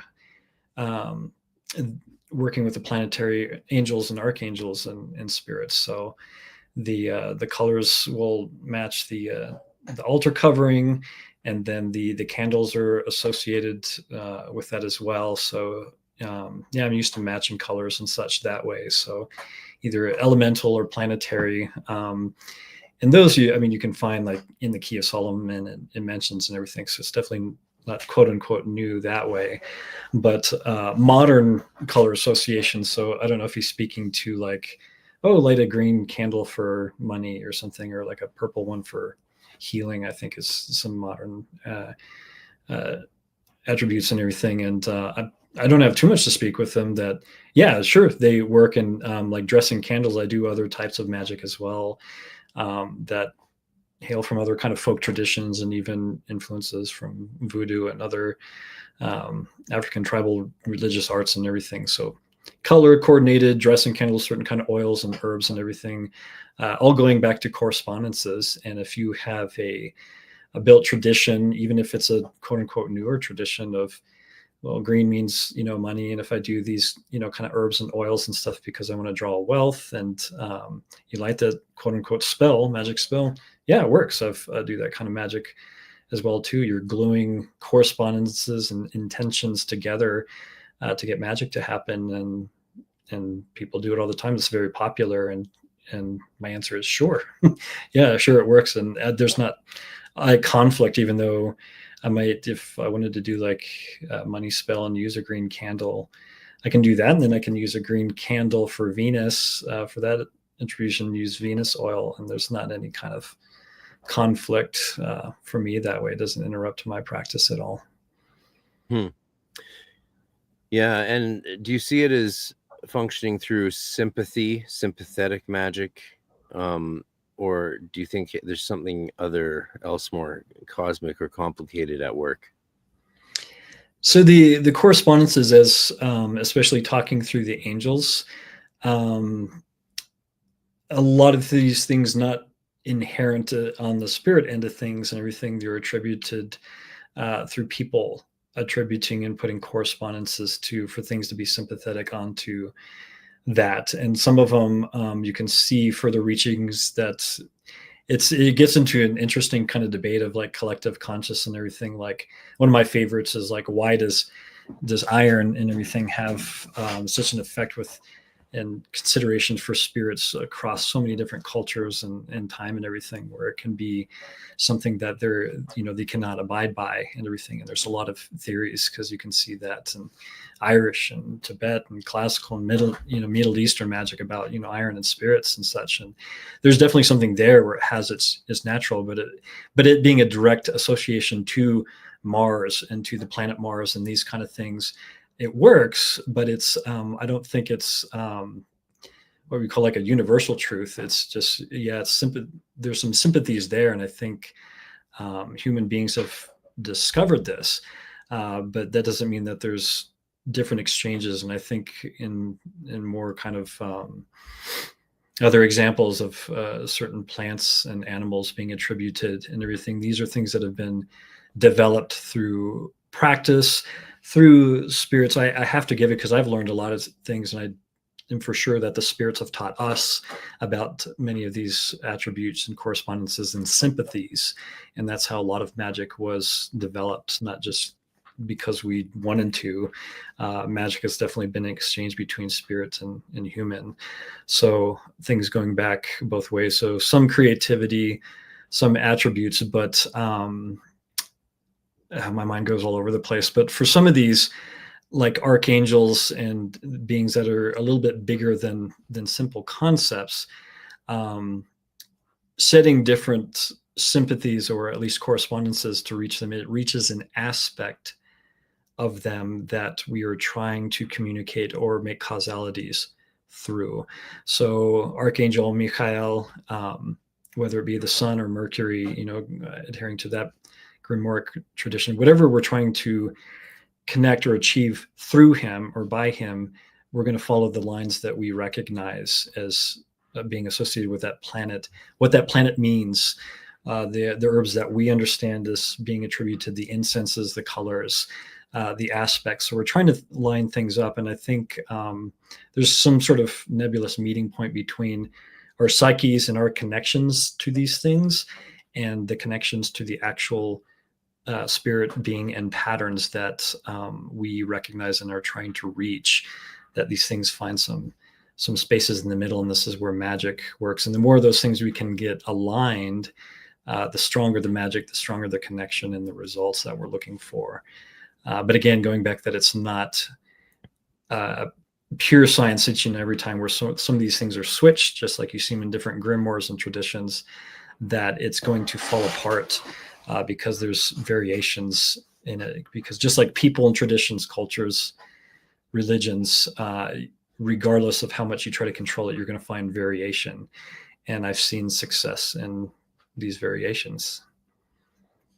Yeah, that's such a so it's actually really great to hear you say so much about that, because as you know, colors are a huge part of the tradition I love, the Golden Dawn. And one of the things William Wynne Westcott believed that the rainbow made it very clear that the planets correspond to the different lines of the rainbow. It should be obvious the order they go in, and that's why we have, and we see in the Golden Dawn, we see colors very interestingly, and science has gone back and forth on this and seems to be ending up actually where we want it to be, but we see colors not as representative of the forces, but as the forces themselves. So we're not connecting to a force through the color. The color is the force itself. Otherwise, it wouldn't be the color. And I think whether that turns out to be scientifically veritable. Yeah, I mean, colors are frequencies. Powerful mentality. Frequencies. Right. For a long time, science has said, they don't really exist externally. They're just it's just the way our brain interprets certain signals. But then recently they were like, oops, we were wrong. And I'm sure then someone will flip it back and the scientists will keep debating until the cows come home and Jesus returns. We'll see. Okay, we'll do last three questions. This is again from Vlad here. If the materials differ from grimoire to grimoire, how do you choose which one to use, or the directions that differ in the grimoires? Some of you are going to know what I think a lot of people know what you're going to say. Right. Yeah. And a lot of it, so you can find the connecting points and, with the grimoires and some things are different, but you're going to find a lot of things that are the same. And that's what you're looking for. Some of the pronunciations or the spirits and their directions, especially like between the Goetia and the Heptameron, and a lot of these beings that's not good. They don't have the same list of spirits, but kind of getting my point that some things are going to get mixed up, or the kings. And that's one thing that you do find in a lot of Solomonic thing where there's some switching. And a lot of that's going to be through experimentation and everything, which you can kind of see also in the book as well. But also, a lot of people that they get kind of hung up in trying to find either the perfect grimoire or the perfect process that has all the things right. And the truth of it is that there's variation, and that there's no, even though we've been finding earlier and earlier sources like Stephen Skinner's earliest or latest publication of finding a source for a lot of these grimoires, that even still you find earlier records of notes and interpretation and magicians trying different things or associating different things. But finding the key elements of the things that click together and that's sort of a similarity is going to be important. But the way that I practice is like, and it was argued even by magicians still to this day, the example of like the Lemegeton Scoatia. It's broken. It's a broken system. You can't make it work. These things are wrong or these things work. Well, I made it work and I continue to make it, work, even though I've been able to adapt and appreciate earlier sources and methodologies from which that grimoire borrowed from and stuff. Yeah, you can definitely make it work that way, and it's still a very workable grimoire. So it's good not to get hung up on things getting perfect, but the base things is do you have tradition of the things being used, being implemented before?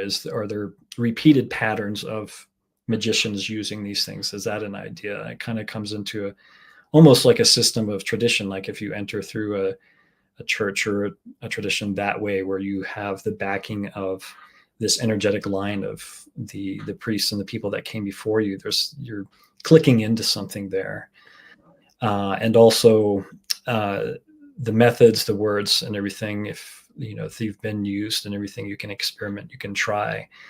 And you really kind of work with magic in this way. And then as you experiment and as you experience, that's where the individualizations or the alterations and stuff can come into play, sometimes naturally, sometimes through the direct advice of the spirits.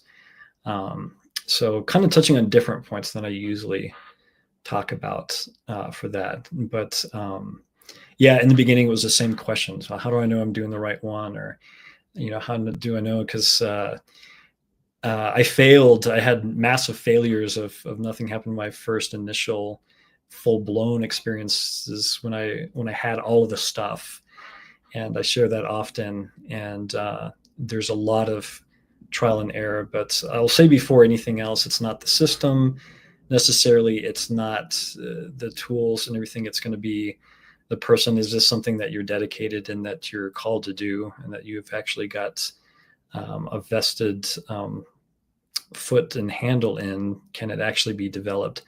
And then do you have the dedication, the kind of mind and aptitude to pursue beyond failures to succeed in magic on whatever you're focused on? Those things are going to matter way more than the other considerations. It's interesting. It reminds me of how I was trained in terms of thinking of it as tapping into the current. And the more you follow the tradition of a set of practices or a procedure of ritual work, the more you're stepping into that current. But the more you change things and personalize them and make them all yours, the more you're starting a new, at least jutting off a new eddy from that river and that current into something else. And it's probably not going to be as strong necessarily as that. Of course, if a spirit tells you to, hey, do this new thing, you should probably try it out, right? Don't poo-poo a spirit suggesting a new special thing that it'll help you do. So the current is something, it seems, whether you're GD or Wiccan or grimoire purist, the purest of the grimoires. Speed Altitude wants to know if you've ever worked with the Shem Ha-Mephoresh angels. And then I'm going to bang through the last few questions because I don't want your wife to be hex me for keeping you late from dinner. She's probably like, where's that guy? The only experience is doing a few experiences with Dr. Rhodes' Perception of the Goetia and using the names and such on the back. I've not gone through individual evocations for those angels to contact them directly, so don't have too much to speak on that. You could always try Damien Eccles' published ritual about that way, because he does them all at once. Then you've done them all. You'll be able to say, yeah, I've worked with all of them. There you go. At one time. Yeah, I mean, it's actually a cool idea. Inspired by Athanasius Kircher's famous diagram, right? Which hilariously, if Kircher could see what Eccles did with it, he would have a conniption he would have a conniption. He'd be like, no, the diagram is meant to show that Jesus is supreme over all cultures, all races, and peoples of all times. It's not meant to summon the angels of God. What heresy, you know? It's like, sorry, dude, you made a cool diagram, and Damien had a lot of time on his hands for a while there, so, you know. Oh, shit. All right, here's just the last few bit of questions. I'm just going to bang through these if you don't mind, Frater. Okay, this is about, do I have to be a member of the ARS, Arcane Research Society, to attend a NokiaCon? I'll be in Vancouver all month and would love to attend live and happy to pay the event ticket, but not able to commit to a member. This is a great question. This is in the most free, we have on the website a list of Q&As, and there's only one question answered in the section of Q&A, and it's this question. So we're an international society, so we have to do what universities do, which is have a membership, and then the event is free to all members. Otherwise, everyone presenting who wasn't Canadian would need a work visa and stuff like that. So it's just a logistical thing that my accountant and lawyer pointed out. This is how it's done. This is why universities do it this way. So yes, you register, you become a member, pay your dues for a year, and you get access to the NokiaCon, to the course, to the autumn workshop, which I'll be doing in Austin, Texas, to the winter workshop, which will be either done in Vancouver or Seattle. We'll see what Rufus Opus wants to do. And then yeah, I hope that answers that question. And the follow-up that Brian Langsdale asked, is the ARS membership included with the online ticket purchase? Yes, that's how it works. That's how the song and dance is done by educational societies such as ours, which is an extramural academic society designed specifically to bring practitioners and scholars together for so much fun. So yeah, and should be clear on the website, because that's answered in the Q&A, but I'm always clarifying and making things better. So I'll spend a few hours at that, making it even clearer tomorrow for everyone. And thank you, Brian, for pointing that out. And I really hope to see you at the event. It's absolutely going to be incredible to be hanging out with Enochian scholars like Dr. Burns, Aaron Leach, Justin's the Sledgehammer Sledge. You know, we're definitely, you know what song we're playing as he walks up to the stage. You know, little Peter Gabriel, baby. Little Peter Gabriel. Oh yeah. Maybe we'll even have my friend Justin, Juno award-winning Justin, play it on guitar. That would be even more amazing. I guess this question's kind of for me, but let's have you answer it as well, because you've worked with some Golden Dawn magic in your time. Can you use Golden Dawn style elemental weapons, dagger, wand, cup, and disc, in Solomonic evocation, or is it best to use the Solomonic tools? I would be willing to bet a US dollar, which is equivalent to 1 million Canadian dollars these days, that you and I have the same answer to this question. But Frater, let's see what you say first. Take us home, baby. Well, it's funny that I asked, because my self-initiation, my whole involvement with the Golden Dawn and learning the rituals and practice. So like many, I kind of came, because that's what we had. Most people had was framework for magic was the Golden Dawn if you wanted to get involved in ritual magic. So modern magic, things like that, and various books, even that taught evocation was kind of through the framework of the Golden Dawn. So when I first made the tools and learning the banishing rituals and watchtowers and everything, that's how I first practiced and learned about ceremonial magic to begin with, and then evocation as kind of like an offshoot of that. So a lot to say about that, but I guess in and of themselves, I mean, Solomonic, like Key of Solomon and Grimoire specific evocation does not utilize, it's not lodge style magic. They are distinct things. It's liturgical, classical Western magic. So I have made distinctions in the past, but that's not saying that the cannot be implemented one for the other, because they definitely have been, especially before I even came to the scene. That's how people were doing it, and everything was they were using ceremonial outlines, but doing it through lodge style magic and like the rituals. So the elemental tools, from my understanding of what their purpose is, even in the Golden Dawn, would be to summon and call upon those elemental beings or forces directly, and that's what they're for. Definitely, even with, and you can correct me if I'm wrong, but even the Golden Dawn context, you wouldn't use like the fire wand to call on a goetic being per se. You would use it for usually what it says for the workings of fire and fire type beings in the element that way. So that, and in my second book, like I make and consecrate my own elemental tools and contact the beings that way, utilizing what I learned from the Golden Dawn and other magical practices to do just that. They were invocations, but kind of bridging a lot of those traditions, not strictly Golden Dawn and not strictly Solomonic or Grimoiric magic. It was something in between. So I love how. So you were able to do some fusion practices with Golden Dawn and Solomonic stuff that seemed to work out okay? Oh yeah. So in my book, because usually we say we don't cross the streams, right? That's the general answer. Yeah, and people think safe answer. Yeah, when I'm a purist in that way, like if I'm doing quote unquote goetic work and stuff, like personally no, but in my book, taking Ben through, basically I was like, well, how do I take him through a Western experience of magic? And I was like, oh, the elements and everything. So I did tattvas, I did the elemental tools and scrying, and also astral travel through these gateways, and utilizing prayers and invocations from Levi of the calling of the elementals, but also through the rituals of opening by watchtower. I put those things together, and that's what I used to immerse him in the elemental realms. And we had huge experiences by doing that. So that was kind of my own blend. So everybody that thinks I'm a strict purist and stuff will read that and be like, whoa, wait a minute, because there's elements I used all of those things, including my background as a hypnotherapist and hypnotist, to be able to get him into those realms very dynamically. I used all of those tools that I had at my disposal to immerse him in those experiences. Yeah, lucky guy that Ben. I do hope we can have some lovely Celtic fun with him, because I think he would definitely carry it. As much as I may have spent my life as a Celtic musician professionally, he has a storytelling Celtic soul that is deep in his blood, is it not? And it would.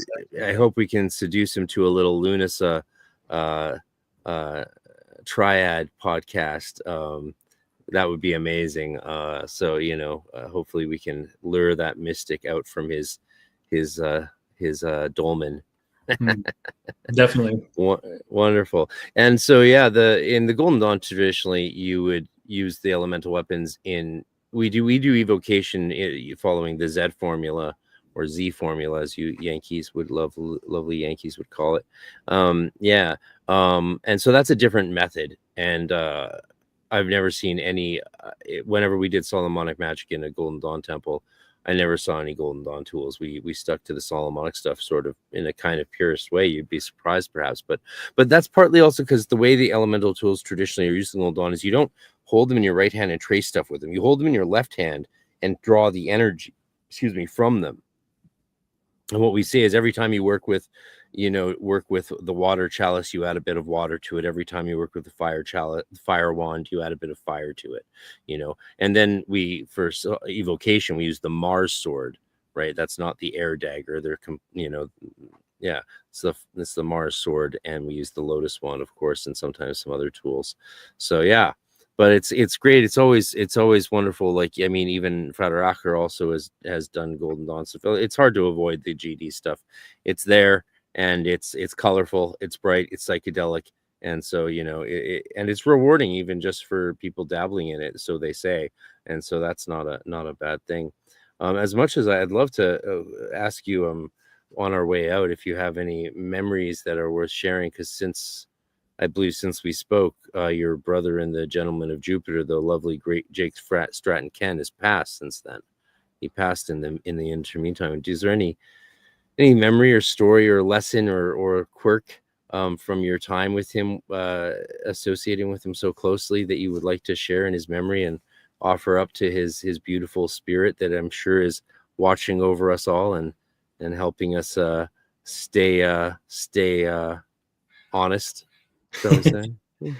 Well, he was excellent, and definitely wasn't as close to him as many others that spoke to him and worked with him a lot more.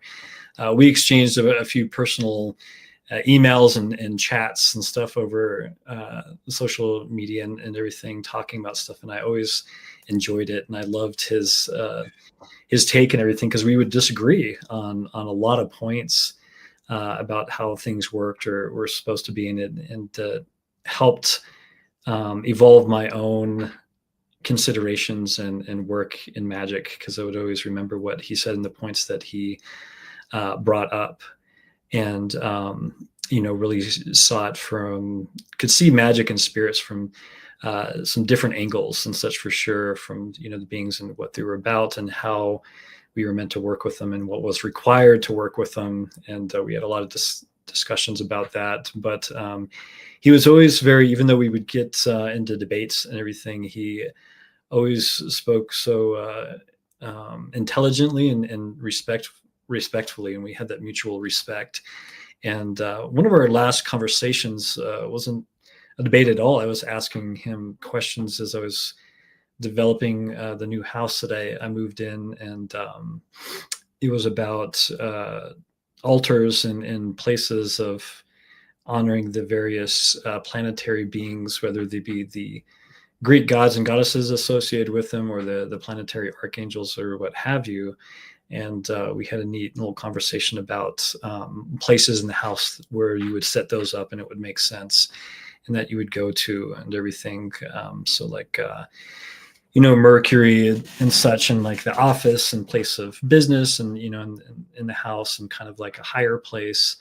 And then of course with Saturn, like if you had, like a basement and darker and things that would, correspond and make sense. And I found that fascinating and took a lot of his advice that way, in kind of various places where I have altars outside my magical working room. And that was one of the last like conversations that just he and I had together, kind of talking about stuff. But fond memories, and just his excellent work and contribution to the whole esoteric society and his works that way. And I guess I just feel very lucky to even be considered like in a group. Like before we even saw each other face to face, it was just email. I didn't know what these guys looked like, or I didn't even really know their backgrounds and how much they had been doing magic. I mean, we shared with each other, but it was new, and we were at one point strangers to one another.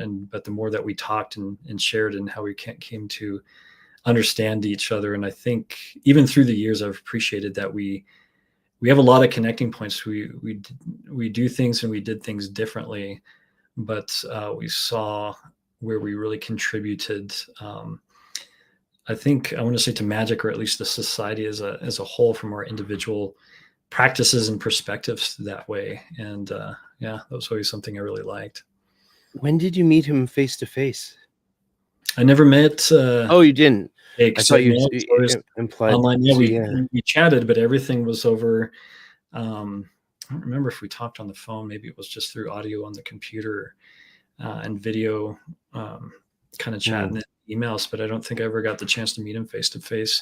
I think there's only been a few that I have been, and hopefully I'll get to meet more. But Dr. Skinner, and then Josh and some others have been about the only people I've gotten to come face to face with. So wonderful. Well, someone, Marcella, says they're buying your books now after this, and really appreciated what you had to share. And we'll make this the last question. This is from Speed Altitude. Frater Ashen Chassan, have you used the table of practice with the ebony pedestal inside the circle instead of outside the circle? Yes, I have experimented with that before. There was a lot of discussion, and I did some personal workings with it that way. And it had been that I'd been working with the spirits and the angels already in that fashion. And I think I did one experiment with Ben, actually, where I brought it in the circle. It's been a number of years. I can't exactly remember why we decided to bring it in for that particular one. There was a reason, but I don't remember what it was. But we tried it that way, and it worked. It worked fine. It was successful. I remember Ben saying something that the intensity and that his focus it felt like he was more, he kept on saying he felt like he was more impacted, like it was, he said something about, I think, like sticking his head out like a car window and driving fast. And it was just like a lot coming at him as far as things, instead of it being more measured. So the barrier between the circles. So I went back to that. And when I practice, I still keep it outside, not definitely not as a fear thing as from the angels that way, but just kind of like another measured filter where it seems like the exchange is still smoother for me. So I still go back to that preference, but it's definitely not a make or break thing. And I don't necessarily see it as a danger thing, and both ways can definitely work. So interesting. Yeah. Well, if it occurs to you in the between now and then, we'll mention it next time on the podcast. If you can recall what the reason was for bringing it in the circle, that I'm curious. Of course, maybe it's in your book. It could be in one of your books, right? This was after after the book. It was after. It was something we were doing for a client or something, and we wanted it. Yeah, I don't know. I'm having trouble remembering why. It was maybe it was like dark or something, or you couldn't see something as well. So we're like, well, let's try to see if we can bring it in so you can see clearer. I might have been working with one of the different pedestals or something. So, but yeah, I'll try to think. I can't. It's been a few years. So this is a great question that someone just popped in. So we'll do a bonus question, and as a result of doing the bonus question, I will appeal one more time, throw in a donation or a super chat. Keep this going, folks. The live streaming software is crazy expensive. And also like and subscribe. Of course, you have to say that. They tell us we have to say that. And hit the notification bell, because I am doing a lot more live streams. Since I'm paying for this software, I may as well use this software. And so I don't always know when I'll be able to do a live stream. And I did all these book reviews. Sometimes I'm just going to hit live. And if you don't have that notification bell, even then you might not get notified, because we all know YouTube's going through a strange transformation with the AI revolution happening these days. So Anthroposophus asks, and that's a great word, of course, comes from the Arbitel along with Theosophia. And we could talk about the Arbitel probably all day, you and I, but that's for, maybe we'll do that at EnochiaCon next year. Do either of you have a special regard for the truth, capital T truth, if there is such a thing, that there is a very important distinction between the soul and the spirit of human beings? If you don't mind, I'll take this first as coming from the Hermetic perspective. The soul, definitely in the Hermetica, and I just finished doing the audiobook on Audible for Dr. M. David Litwa's new translation and reorganization of the Hermetica texts, including the Nag Hammadi fragment from Coptic. Dr. Litwa retranslated all of it, reorganized it for the path of initiation and the way of Hermes. And it's very clear in that text that the soul is different from the spirit. The spirit is called the nous, but it is also, and the nous is a daimon, and the daimon is the daimon that can then carry the soul, through theosis into becoming sort of like a star god or an angel after we die, in bodies we're dying gods. Then afterwards, if we're initiated into the way of Hermes, we become awakened to higher consciousness simply through wondering what's more than we see around us in the world. It's not a closed path by any means, but again, you have to make that decision to be open to the higher senses, and that is what allows your spirit to carry your soul into the hereafter and become a god or something like a god or an angel. It dances around those terms a little bit. So I do very much subscribe. I think that's the best representation I've ever heard, and I felt that way when I read the Hermetica as a teenager. And even though I spent time, I've even tried out being an atheist for a while in my life. I've tried many modalities of thought to see how they held up with my experience. And I keep coming back to the Hermetic ideology or faith or spirituality is the word, because that's what resonates the most with my experience. And that's my answer. So thanks for a great final closing question. That's a great general closing question for us two lads like us. So what are your thoughts on Anthroposophus's question there, Frater? Same. And like you were saying, I'd like to sometimes try on various spiritual philosophies, frameworks, or blueprints and everything. So everything from the Vedic and going to the Hermetic and everything, and even remembering earlier readings of, like initiation through Hermetics and that, and, hearing Transbarden's explanation of the spirit and the soul, and the kind of and with all the sources, like I wish I could remember everything that I've read, and because I'm like, where did I first learn about that? And from the the astral body, the mental body, the spiritual body, the the soul body, and the trueness of what is you and everything. And through my backgrounds in psychology and philosophy and through mind, and all of that stuff starts flowing in together. And I appreciate all the different kind of thoughts and ideals, and sometimes in talking to the spirits and such, and asking them questions about the nature of humans and spirits and such things, that's always really fun too. But without declaring my truth or anything, I say I have a appreciation, but that the being of the human being, as we consider ourselves, there's definitely pieces and parts and things that we can form attachments as to being us, and trying to distinguish the us from the other, and even within the parts of our mind and experiences. That's partly why we meditate, right? Where we can kind of differentiate between such things, if not be able to release certain ideals about what we're attached to, not to get too Eastern and such. But there's definitely a core, the fractalization. I can get a little bit Gnostic that way, where there is the sacred flame within us that is a part of the one, and I would say that was a true part of the soul, which is the extension of the original source, and being that way, of which we're put in to experience as we do, and that part can be considered the soul. And there's various parts to that, and being able to, our ideas of ascension and purification, and finding that sure, a lot of truths are, and a lot of ideals, and I try not to get too attached to any one of them, but to just find joy in the experience, and hopefully do what I'm meant to do here and then the hereafter, with whatever part decides to move on.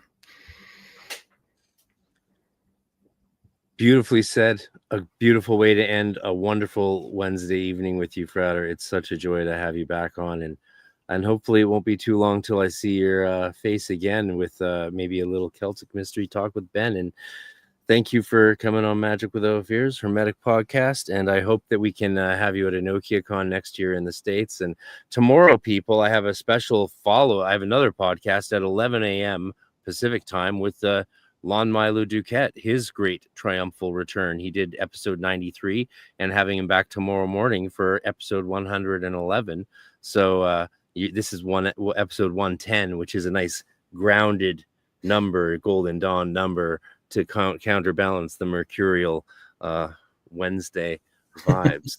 And of course, I've anointed myself even with your mercury oil, and I'm wearing your mercury talisman right there next to my spica emerald that I consecrated. So it's a magical, magical day, and I can't imagine a better way to spend it than like this. So thank you so much.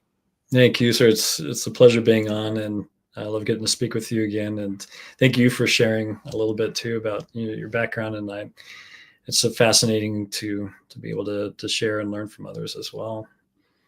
It's an honor to be able to use the internet for something good. Mm-hmm. Yeah, it's such a nice And if you don't mind leaving your browser open while your files upload to the server for high fidelity, as high as it can get, then thank you very much. And have a lovely evening, and my best to your wife and your kid. She seems like a lucky kid to get taken and dressed up at these Ren fairs and other festivals that you go to. The pictures are amazing. You look like you stepped out of the awesomest fantasy video game imaginable, except you're not fictional, you're real. I can touch you. I can almost touch you astrally. I'm reaching out. Yeah, okay. Before we get too silly, we'll say goodbye and have a wonderful evening, my friend, and I'll see you soon. All right, you as well. Thank you again. Peace.